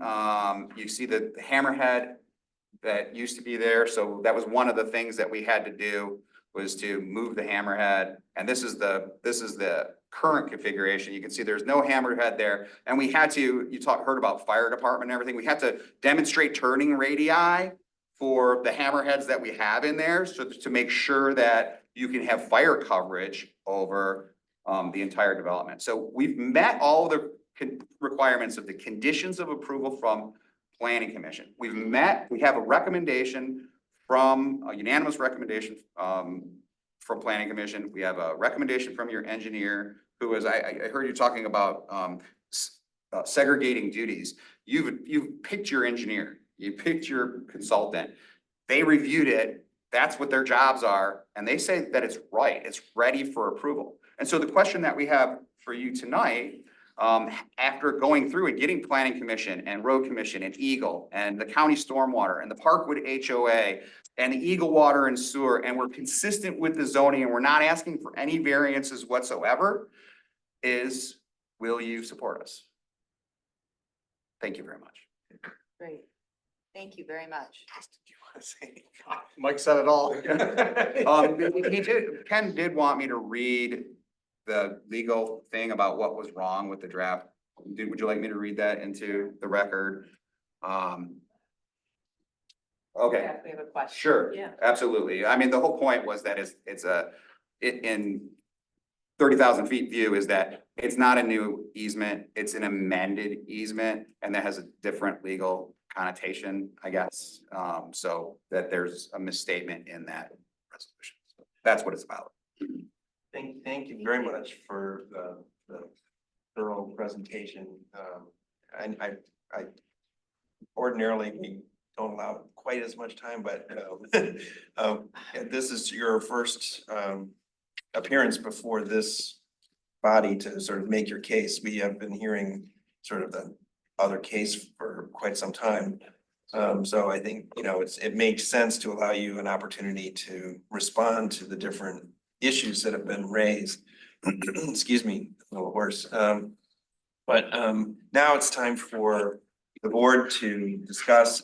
We may, as you said, have questions for either our engineering consultants or our planning consultant. But Kathy Knoll, would you like to start us off? I just want to make a couple preliminary comments. You said that you got approval from the Planning Commission. In Scio Township, Planning Commission is a recommending body. And the board reviews all site plans for possible approval. So the Planning Commission only gave a recommendation. They did not give approval. I agree. Correct. Yes, a recommendation for approval. Yes.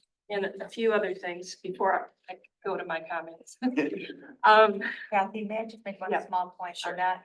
And I would just note that it was not technically unanimous. It was a 5-0 vote from a 7-member body in March. of 2022. 2 of those 5 members are no longer on the planning commission.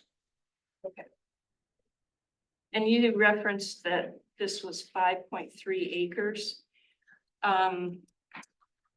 The description of the actual size varies in many of these documents. So just so you know, and some of them it says 4.9, some of them it's 5. It's the 5.3, and one of them, it stated that it included the right of ways. Because the right of way is not dedicated yet. So it's owned by, So I'm just saying, it's not, I don't know that it's 5.3. it is, and it's also spelled out in your planner's report. I Yeah. saw it, but elsewhere it's got a different number. So, okay, so let me go to, let me make sure, oh, there was one question about the 5 grinder pumps. I know we've heard from many residents' concerns about what happens if there's a power outage. And there's, as I understand it, no plan for backup generator if there's a power outage. Is that That's correct? incorrect. No, there's a hookup for generator at the house itself. So the E1 system is in the ground and there's a hookup on the house to run it off of a generator in the case of a power outage, just like there is on all of your pump stations. So each individual resident could purchase a generator? Is that what They you're could, the HOA could purchase it, the developer could purchase it as part of it, but it has the ability to run off of a generator instead of power. Yes. And I heard one of the residents, actually 2 residents, express concern regarding stormwater issues, and I think that maybe you misunderstood them. I think they were expressing concern that cutting down 741 trees and filling the central part of the site, not the whole site, but the central part of it, with roads and concrete development,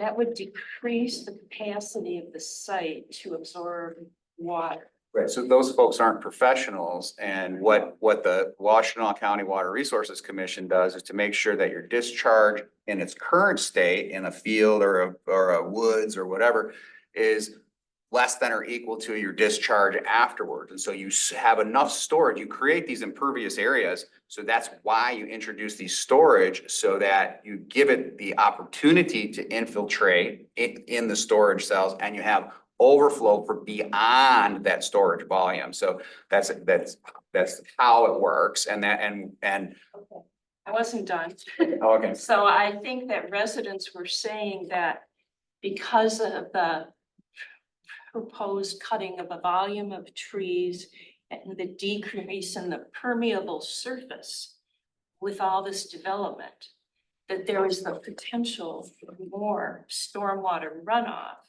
from the site. I think that's what they were saying. Right, and I'm saying they're wrong.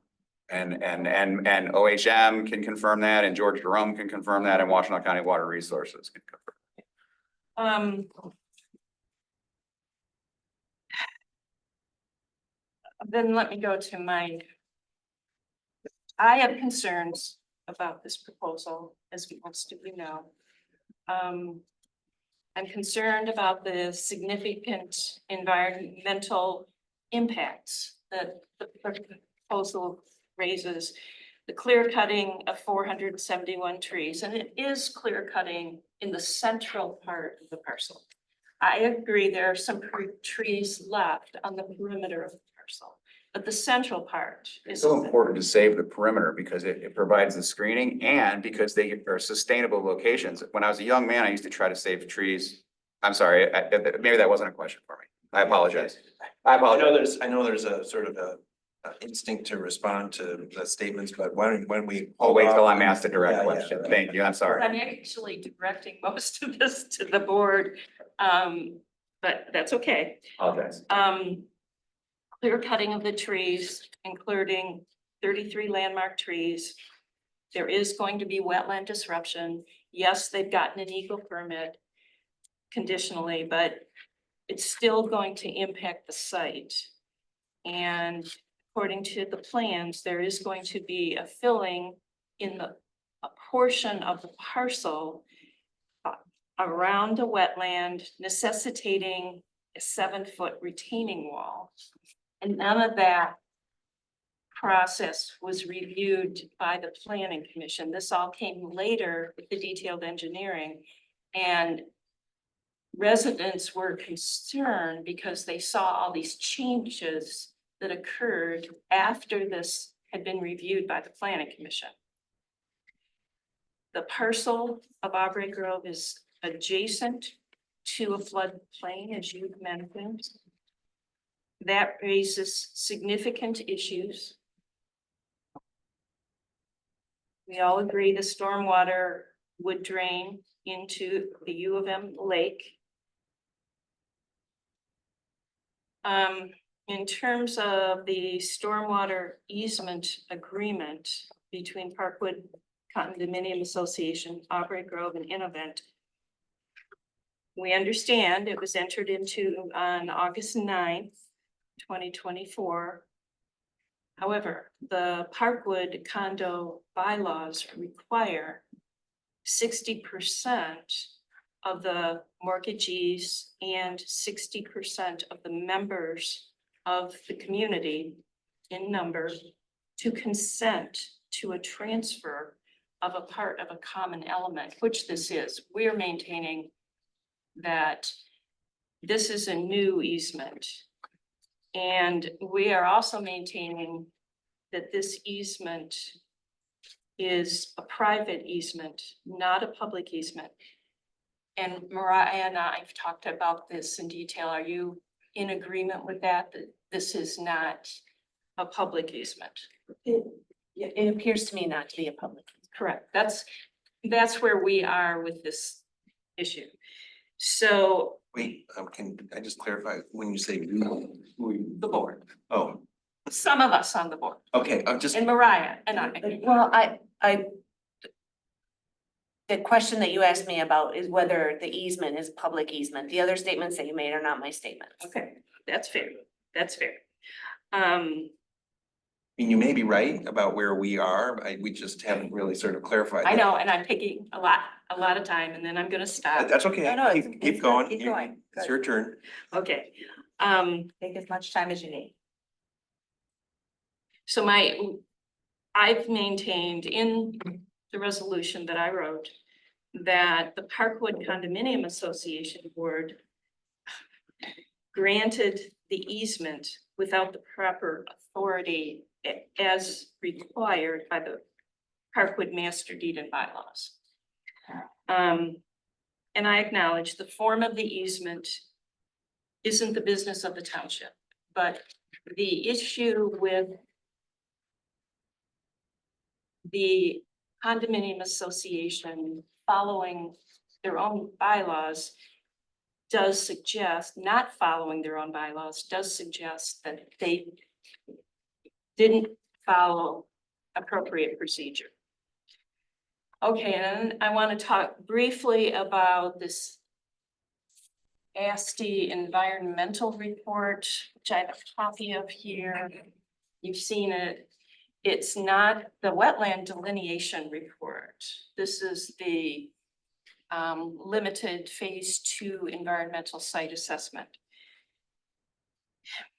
And that's dated June 28th, 2021. It documented that there is release of hazardous substances and or petroleum products on the property. And they recommend a baseline environmental assessment. We have no indication that the baseline environmental assessment was done. Is that correct? Yeah, they went ahead and did additional testing and they recommended that we haul off, they quantified it for us in a certain cubic yardage, and we're hauling 100% of it offsite into approved landfill. So yeah, we can't like sell units if it's contaminated property. That's why the first thing we do is the environmental assessment. So yeah, they quantified it. It's like 2,000 yards of dirt. It's just a pot. So we didn't get a report on that. We didn't get a copy of that report. There's no documentation as to that in our packet. As I mentioned, or was going to mention, the Scio zoning ordinance requires that the site plan for a site with hazardous materials should include a plan to prevent discharges into the ground, groundwater, or nearby water bodies. No such plan is included in the site plan.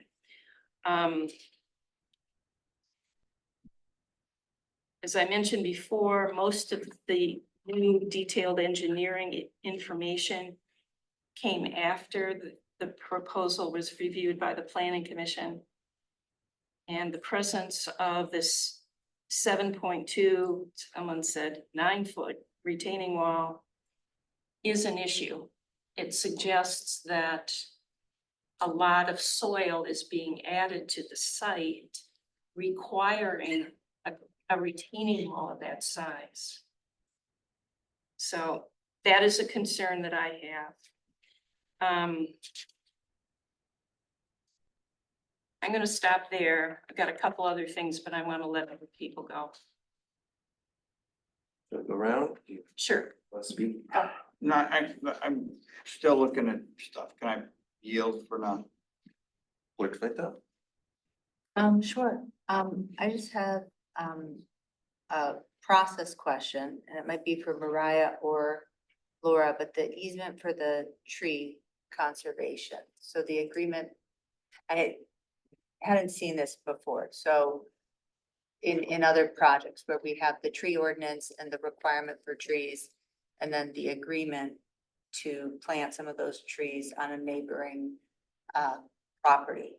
Can somebody tell me how that process works and how it worked here? I've had no involvement with that. It is an option under the tree ordinance. Okay. That in fact, I believe that is preferred over money being put into the tree fund, that trees would be planted, whether on your property or on someone else's property. Finding places to plant trees on other people's property is not probably as easy as we would like it to be.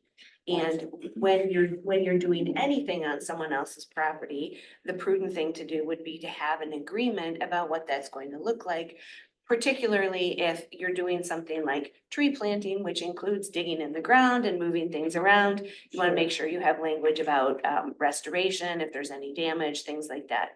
So this document has been reviewed by our office for form, but not for content. We are not involved in what the agreement is between Aubrey and Parkwood, but we reviewed it and didn't have any issues with it as to form.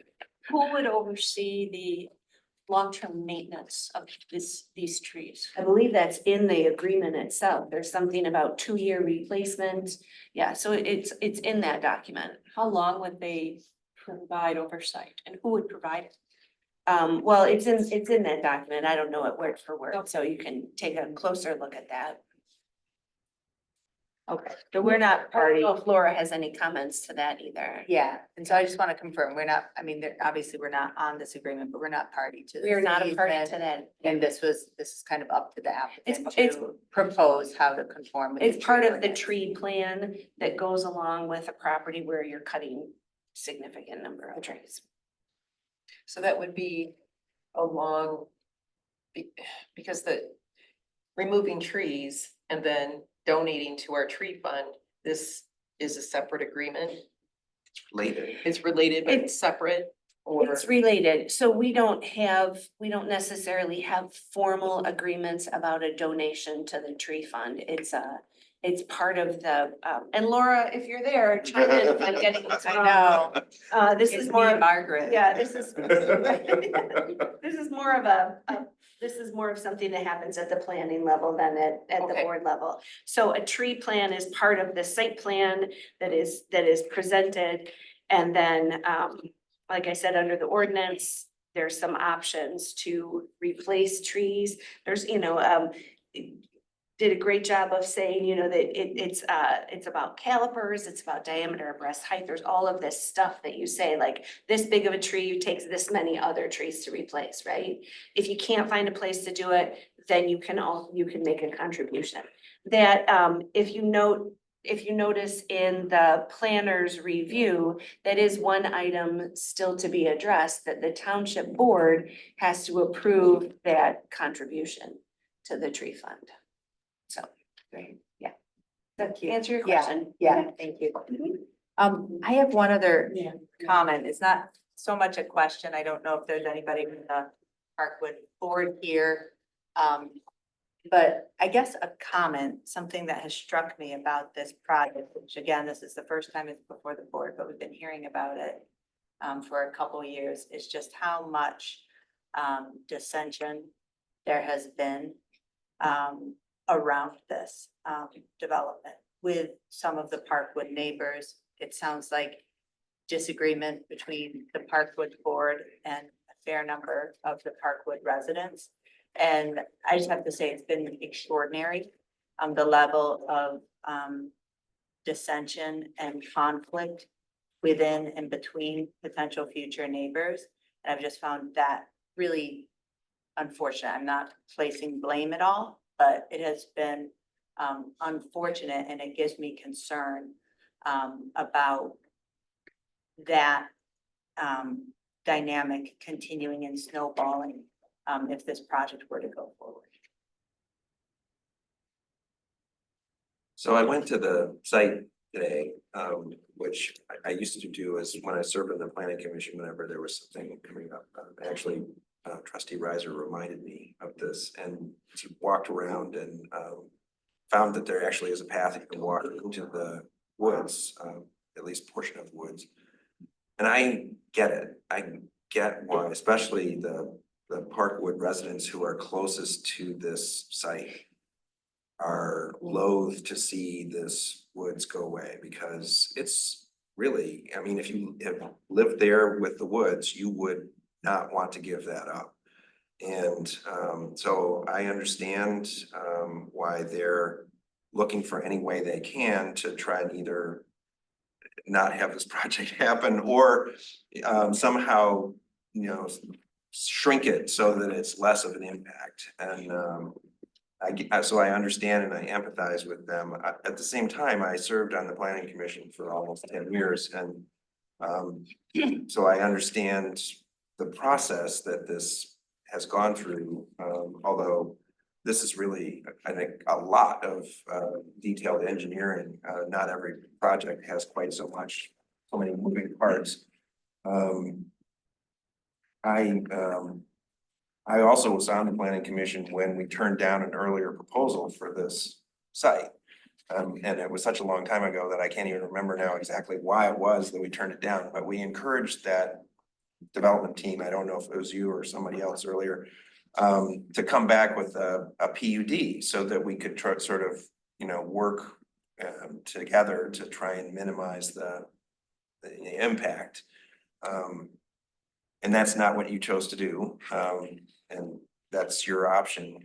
But I also get why people are sort of like reacting to this very, even though it's not as dense as it could be, this very dense proposal that is in the sense of a number of units. But at the same time, I also know that there's a demand for housing, and we do have this site is zoned for dense development. However, it came to be that way. That's the reality, and what you're proposing, meets those standards. And I think, even though it's taken a long time to get here and you had to do a lot of changes in order to get here to the original, design in order to meet all of the engineering requirements, drainage requirements, it is a development that meets those requirements. And so even though I have mixed feelings about how dense it is and how many trees it's causing to be removed, and the impact it will undoubtedly have on the people in the Parkwood neighboring site. I will be voting in support of approval this evening. Oh, okay. A lot of my concerns, trustee Noel has addressed, but also I've been taking notes, probably have noticed. And I do have some questions. On page 207, exhibit B, I don't know if you have that open or if somebody, it's 207 of our packet, not, Which document is it, Jillian? it would be exhibit B. The Arbery storm system? Yes, Okay, so it shows, there's two outlet pipes. Two outlet pipes. And okay, page 207, there's under, I'm sorry, the storm system. Is there a page, like a page number from the plan Okay, set? 207, Can we grab the packet? is our stormwater. Oh. Yeah, not 207. So it's the stormwater, That's page 7 of their documents. yes, stormwater Okay, management, page- long-term page maintenance 7. agreement. Exhibit B. Yes. Stormwater management system. Oh, 207 under R. Well, it would be. No, there's lots of, yeah, so of the exhibits, it would be page So 7. that's 207 under theirs, under the audit, so 207 under R. No, it's all one package. 207 says it's a Township of Scio audit, combining statement of record. Yeah, it would be page 7 of your exhibits. Okay, page 7 of our plan. This is the one she's looking at. Okay, 207. Okay, so I guess you can just, Okay, can I take a peek? Yeah, thank you. Just to move this along. Yes, thank you. Okay, yeah, so you see it says outlet pipe to the right of the site, and then it says outlet pipe to the north. Are those the two outlet pipes you're referring to? yeah. Okay, so there's one pipe. It goes, so from the structural infiltration basin, which is that just to the left of that, right between, like right in the middle of the road, there's the underground basin, and then the pipe comes out of there and it goes to that first tab that says outlet pipe.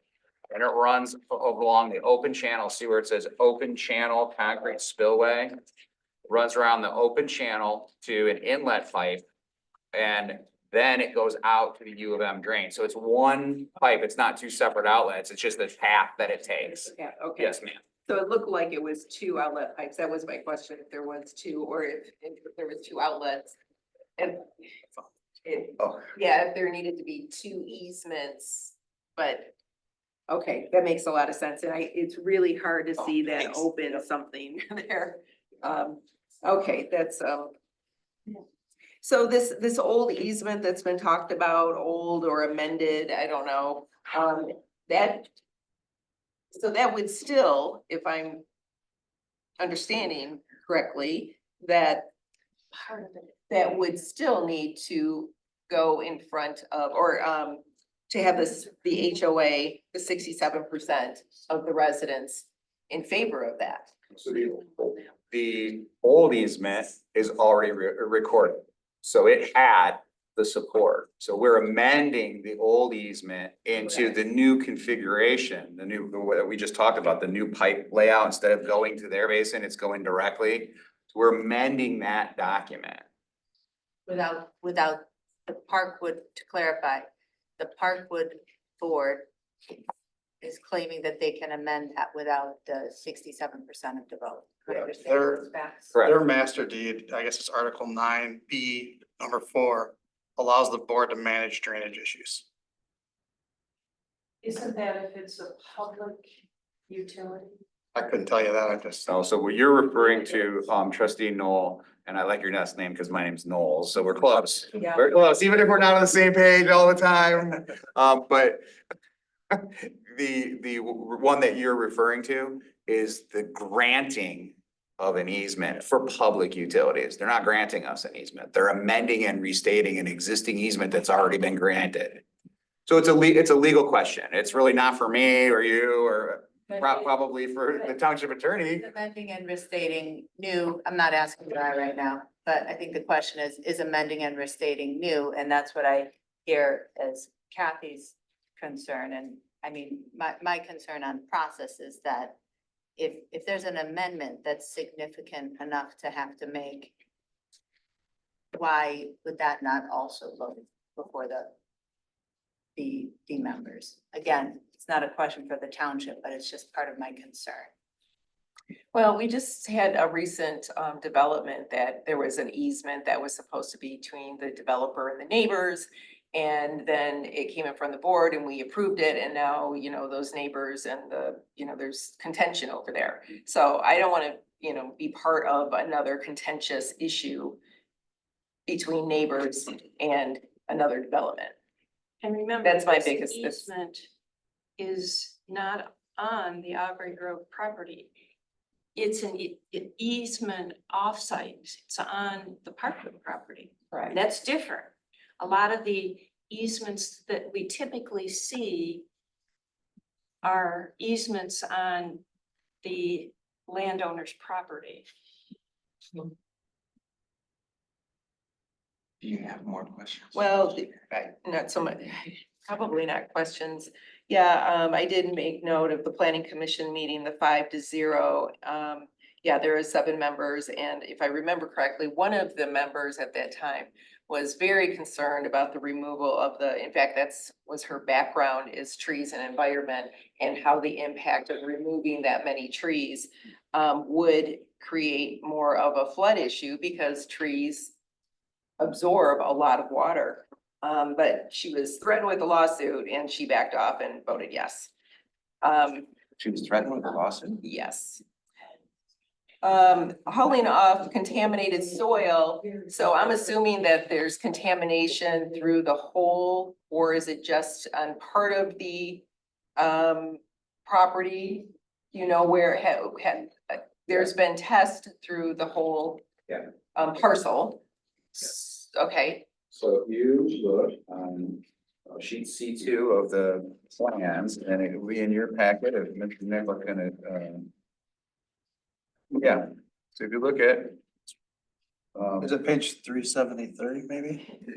yeah, maybe. I can show you what it looks like if I can approach. It's It's on C2. So if I may approach, I can show you on there. it's called existing conditional survey. Yeah, so the second page of our plan set is sheet C2. Do you see this little tile right here? That's it. Someone came to and dumped The something. neighbors came down here and dumped it onto that property, but I don't know who, but that. That was all owned by the Edwards family, the 7 acres. Part of it was, So this pile okay. has some bad things in it that we're gonna haul away that much. So are there trees there? Yeah, so the trees are shown on this sheet. So this is where the pile is. You kind of see them side by side to the pile, right there, that's the pile. We're saving new trees, and the black ones we're not saving. So red we're saving, black we're not saving. So we got it all mapped out. But how are you going to remove the contamination and keep those trees? It's a pile, somebody dumped a pile. Oh, it's just a pile. It's a Okay. pile of garbage that somebody dumped, so we're gonna scoop it up and haul it away. Happens around Scio Township. Yeah, I know we have a flume. Well, no, I mean, there's a lot of people who dump stuff in different locations. Can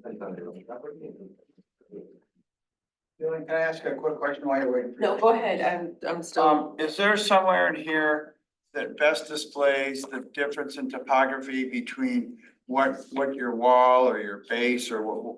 Yes, sir. Sheet number C9, the grading plan, Yeah.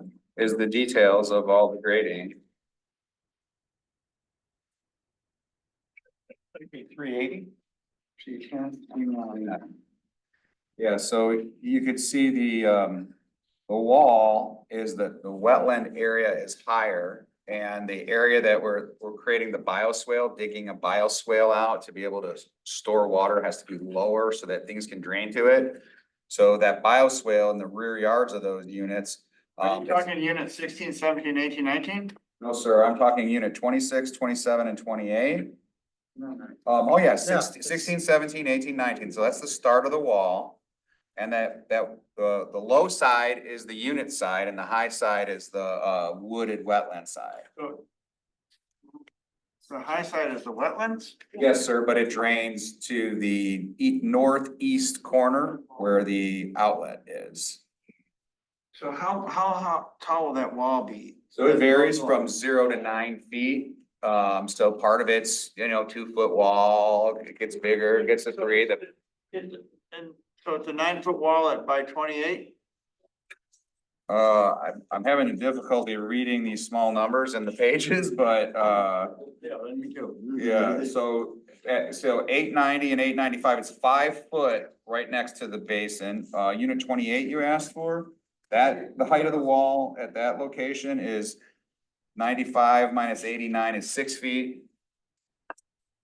Oh, but is it a wall? It's retaining wall. It's a retaining wall. And will the development be at the top of that wall or below that? Below. Okay. We're lower than that. Okay. Yeah. So it's, all right, so here's kind of where I am with this, and I'll just put it out there. I'm trying to reconcile in our ordinance, chapter 36, which is our zoning code. And there's 36-70, which talks about by right. Uses are permitted by right only if specifically listed as a principal permitted use in multifamily.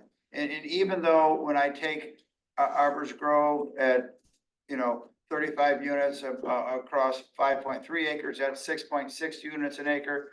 Parkwood is 52 units at 21, over 21.58. I went to the GIS, that's 2.4 units. And Trillium, just around there, is 3.7 units, and Somerset is 4.16. So you are denser, but I guess that's your right under our code. But it also says in 36-70 that subject to all the regulations of this chapter, which are applicable in the zoning district. And one of the things that applies to all the zoning districts is that section 36-180, which is criteria of the site plan review. And so the site plan shall be reviewed and approved upon a finding that the following criteria are met. So we have to find that this proposed use will not be injurious to the general health, safety, and welfare of the township and surrounding neighborhood. That's just not y'all, but, Trillium and Somerset and Parkwood. And that the location of the buildings, et cetera, parking areas, screen walls, will be minimized for the occupants of that use and surrounding areas.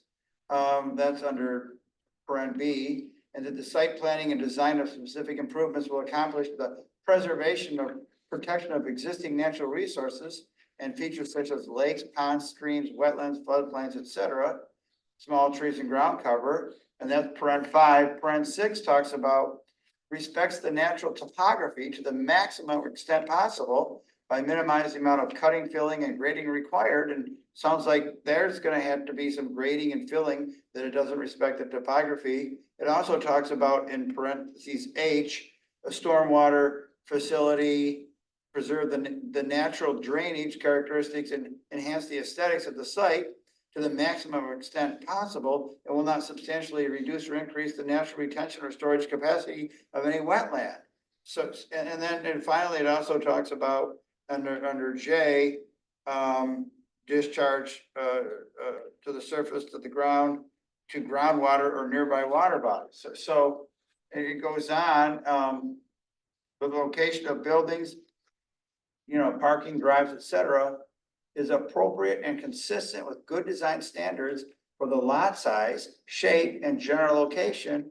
And with respect to paren K, I worry that you're trying to put so many things in there. At least when you look at Trillium and Somerset and Parkwood, they've got some green space, they've got some open space. You folks seem to have a lot of concrete, a lot of parking lot with some perimeter stuff, and of course you've got the the northeast section where there's that thing. And then it also talks about, and under parentheses L, landscaping, including trees, etc., vegetation is provided to maintain and improve the aesthetic quality of the site. Is your landscaping improving the aesthetic quality of the life? So I'm trying to reconcile, yeah, it's by use, but there are a lot of factors that jump out at me as problematic under the section 36-180 criteria of the site plan review. So that's kind of where I am personally on this, is reconciling those two and which one rules the day. My sense is that if I were to make the model motion to approve this, that there's not a second. And therefore You could try. I could try. That's the only way to know. All right, I will try, just to move this along, to make the model motion to approve SP, I believe it's 21021 Arbory Grove Detail Engineering Plan based on the recommendation of the Planning Commission and the determination that the required standards and findings for final site plan approval pursuant to section 36-180 of the zoning ordinance have been met. Is there a second? There is no second. So is someone ready to make an alternative motion to the model motion? I will make the alternative resolution motion to deny this development proposal and detailed engineering. Now, it is 4 pages long. You all have a copy of it. There are a couple amendments already, a couple changes, but they're minor changes. Why don't we deal with those changes, and do you want me to read this whole thing? I do not want you to read this. Thank you. I'll take In fairness to these gentlemen, do they have a copy of it? I think, do you have a copy? Yes, we do. It was included in your package. So there's support, a motion by trustee Noel, support by clerk Flintoff. Okay, let me propose some amendments here. On the first page, resolution, the top of the page. Oh. It's spelled incorrectly. I didn't do it. So correct the spelling of. So yeah, resolution. correct the spelling of resolution. The SP number needs to be changed. Yes. 3 locations. I've Right, got that. it's SP 21021. Yep. And that needs to be changed in 3 spots. You got all 3? Got it. Yep. As long as she has it, we're okay. Yep. All right. And then on the third whereas clause, we need to delete the last 2 sentences. The underground storage tank would be the first of its kind in Scio for a residential development. That should be deleted. Got it. Such an underground stormwater storage systems are typically used in cities or high density developments. That should be deleted also. Okay,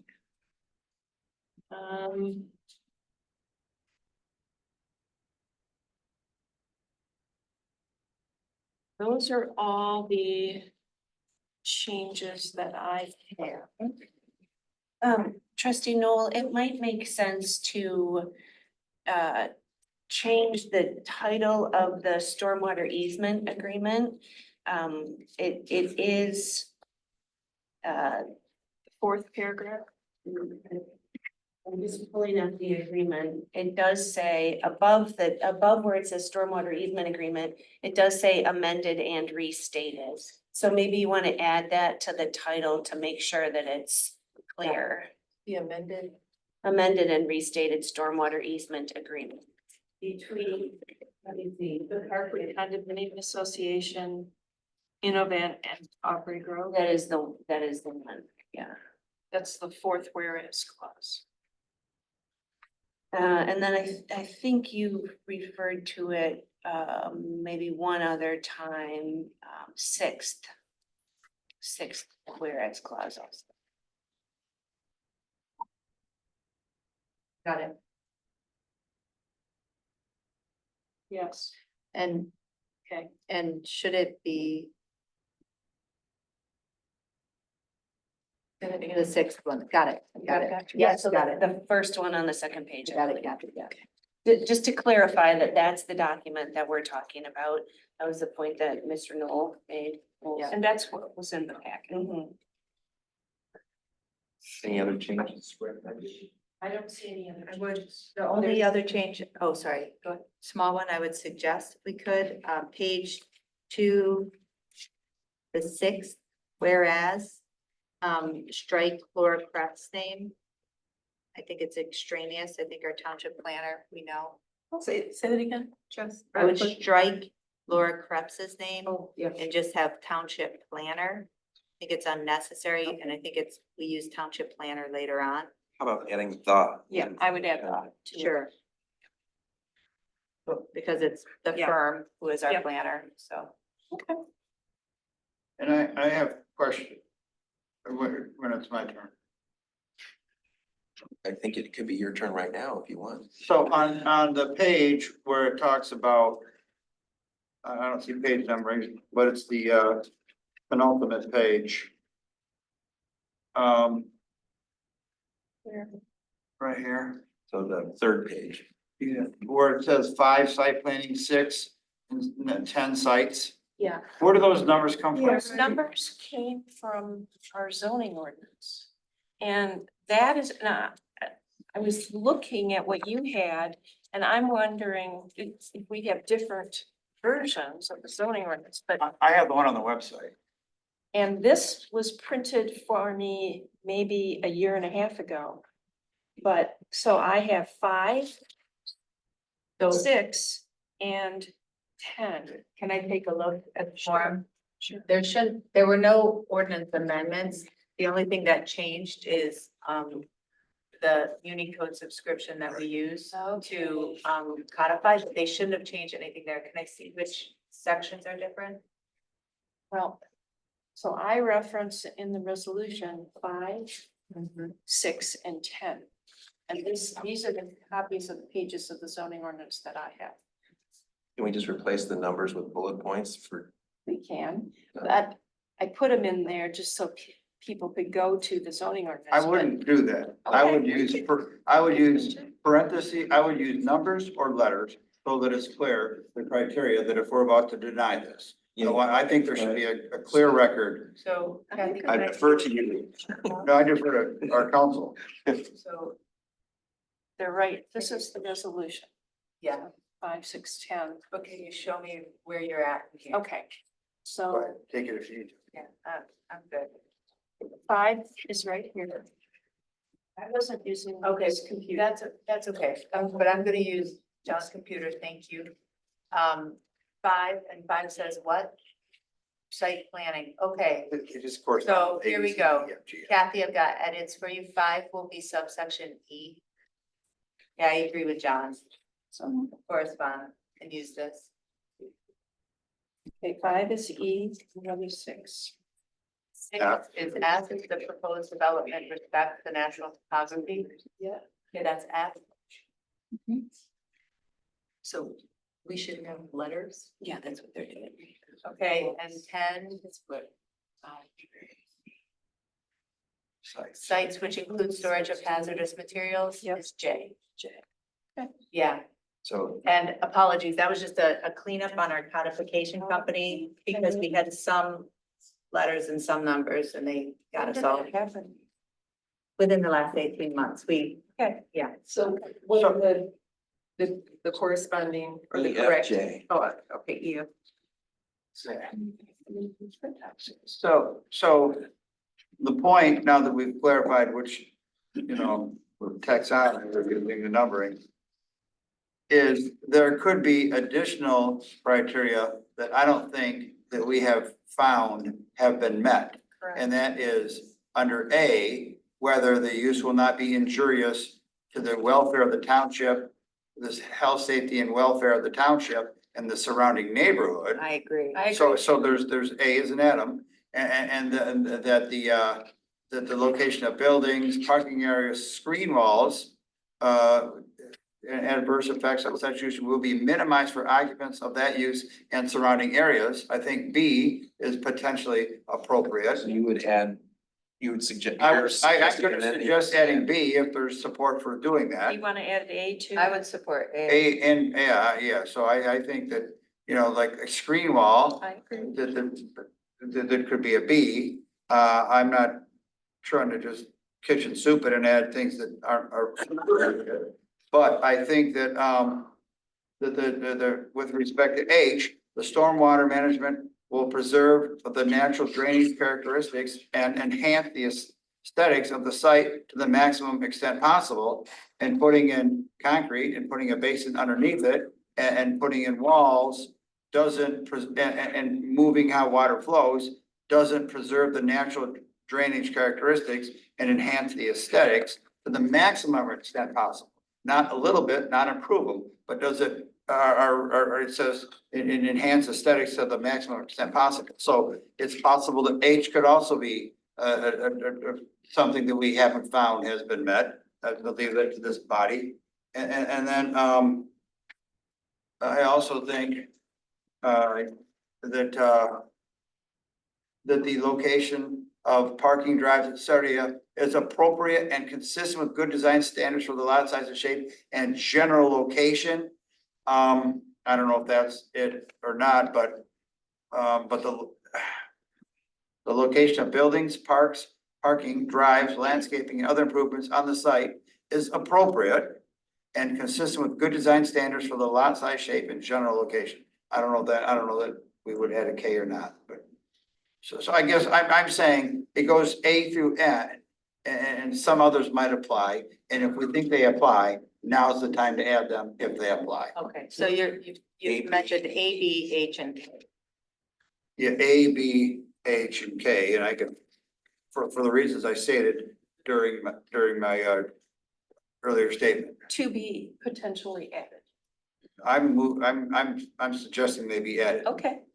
So A, B, E, F, H, and K, and J would be the cited section. K, take a look at K, I have it printed out.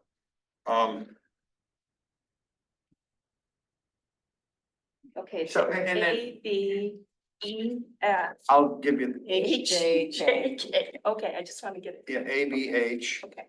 Yeah, that's right, yeah, and then I asked this body, does the landscaping, including the grass, trees, shrubs, and other vegetation provided to maintain and improve the aesthetic quality of the site and the area? And have we found that? We don't know. We don't know yet. I don't think we've found that, especially for the area, site and the area. Well, it seems like you've got it now. So. I don't So is it going to maintain and improve the aesthetic quality of the site? Is taking all those trees down and putting some back up and moving some around, and putting some to a bank account, going to maintain and improve the aesthetic quality of the site and area? I would suggest that it doesn't. Or that we haven't found We that it haven't does. found that it does. Right. Yeah. That's what I'm I agree suggesting with under you. L I as in, agree with you. L as in landscaping. So that would be adding an additional citation. A, Yes. B, E, F, H, J, K, L. And if we were to go along with these amendments, I would just ask for the board's permission that we cite these here. And I would just fill in what's in the code here, okay? Okay, thank you. And I would also defer to council if it's prudent to incorporate additional factors that we didn't find in our review of the site plan.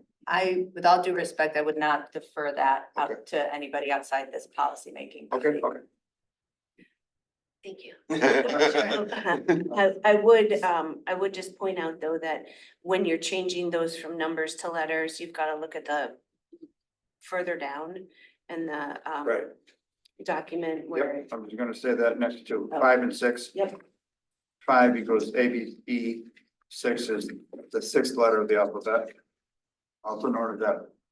And 10 is, We're gonna have to add another whereas clause covering the ones that we didn't discuss. well, either that or we incorporate that into between 5, 6, and 10. Or change the whereas moving following 3 criteria to the following however many criteria it is. Or the following criteria, strike. Yeah, there you go, just strike out the number. Does that incorporate all of your amendments to the resolution? Those are the things that based on the presentation, based on the slides, based on the documents, I don't think that I feel comfortable making a finding. Yes. Are those all friendly amendments? Are there any further modifications to the So, resolution? We need to like have a final whereas clause that catches these new ones so that we've added. Would we not just amend that whereas clause, We Kathy? can. Whatever you prefer, Okay, it's your resolution. I, Given that whereas talks about section 36-180, I think we should embed them within that, with that. we'll just say the following criteria, we'll strike 3, have not been met. A, B, E, F, H, J, K, L. With the text written out there. Okay, so then there's additional discussion in whereas clauses that follow about the 3 that I had listed. Do we want to just keep that in there? Or do we want to delete some of those whereas clauses? Because It may be redundant. I understand the unevenness Yeah, of not it's having them. uneven. But you Yeah. might wanna say, as required by section 36-180, period, without regard to paren 5. The 36-180 are not met. Rather than get rid of the 5 and 6 and just refer to it, or by section 3680 as set forth above. which is what we say at the end. Yeah. I agree with John on those. To Kathy, if you're okay with that, to strike that subsection. It makes more sense and Or as set forth above, or That's fine.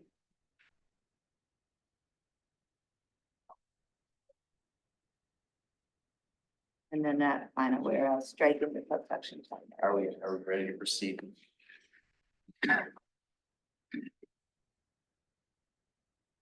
If so, then can we are we ready to proceed to calling the Yes. roll? Okay. Yes.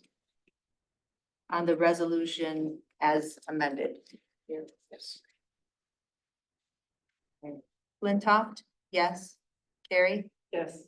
Noel, Yes. Riser, yes. Hathaway, No. resolution adopted 4-1. Thank you for your time and consideration tonight. Thank you. Please send us a copy of your Absolutely. amended resolution. Send it to you. Thank you. Thank you. Okay. Could I actually get your email? Okay, well, that brings us to public comment. This is a time for members of the public to speak for up to 3 minutes on any matter under the purview of the Board of Trustees, the same instructions as the earlier public comment. Trustee Riser, will you serve as our timekeeper again? Yeah, 2.5 minutes. Going in the wrong direction. All right. Is there anyone present here in the hall who would like to speak during public comment? Please come forward at this time.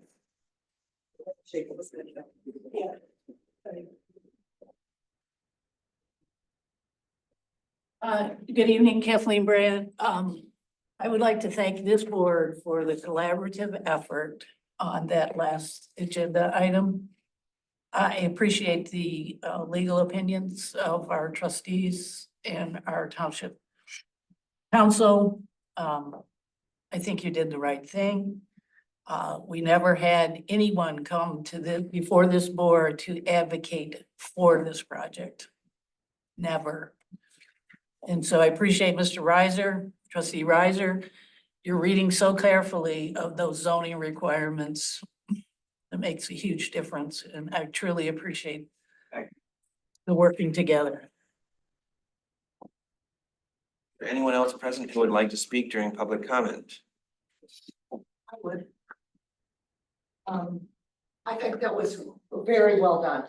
Anybody who goes down into that area, who drives in that area, because that whole area was meant to go down into Honey Creek. people that bought the land on the other side of Zeeb, it's a wet mess.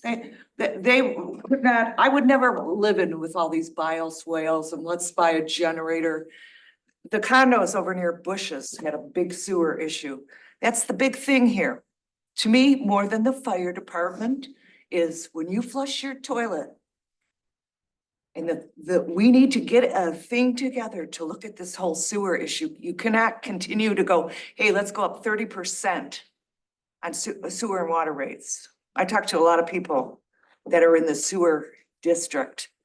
I wish I would have had my taxes raised and they would have taken that land they bought and built a sewage system way back when. But that's my 2 cents on, and this nebulous REU things needs to be straightened out. And we are dependent on Ann Arbor.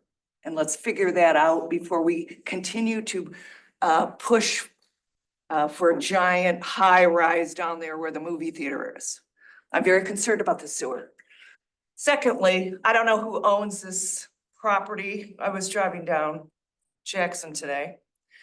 And why these, what's the deal? There was a poor woman on her little disability scooter who could barely get down. It's not mowed. It's terrible. Just, it's past the book binding. And yet we have a housing issue. I hear, oh, Kroger's a hotel. Let's do something moderate. People can own an apartment so that they have some way that they have a connection as far as building some wealth. I'm not against all this building, but you got to go down there. And, you know, I feel sorry for Matt Parks. I think he really tries to do a good job, whatever he's going through in his family with the hospital. But go look at that retaining pond over there, Park Road.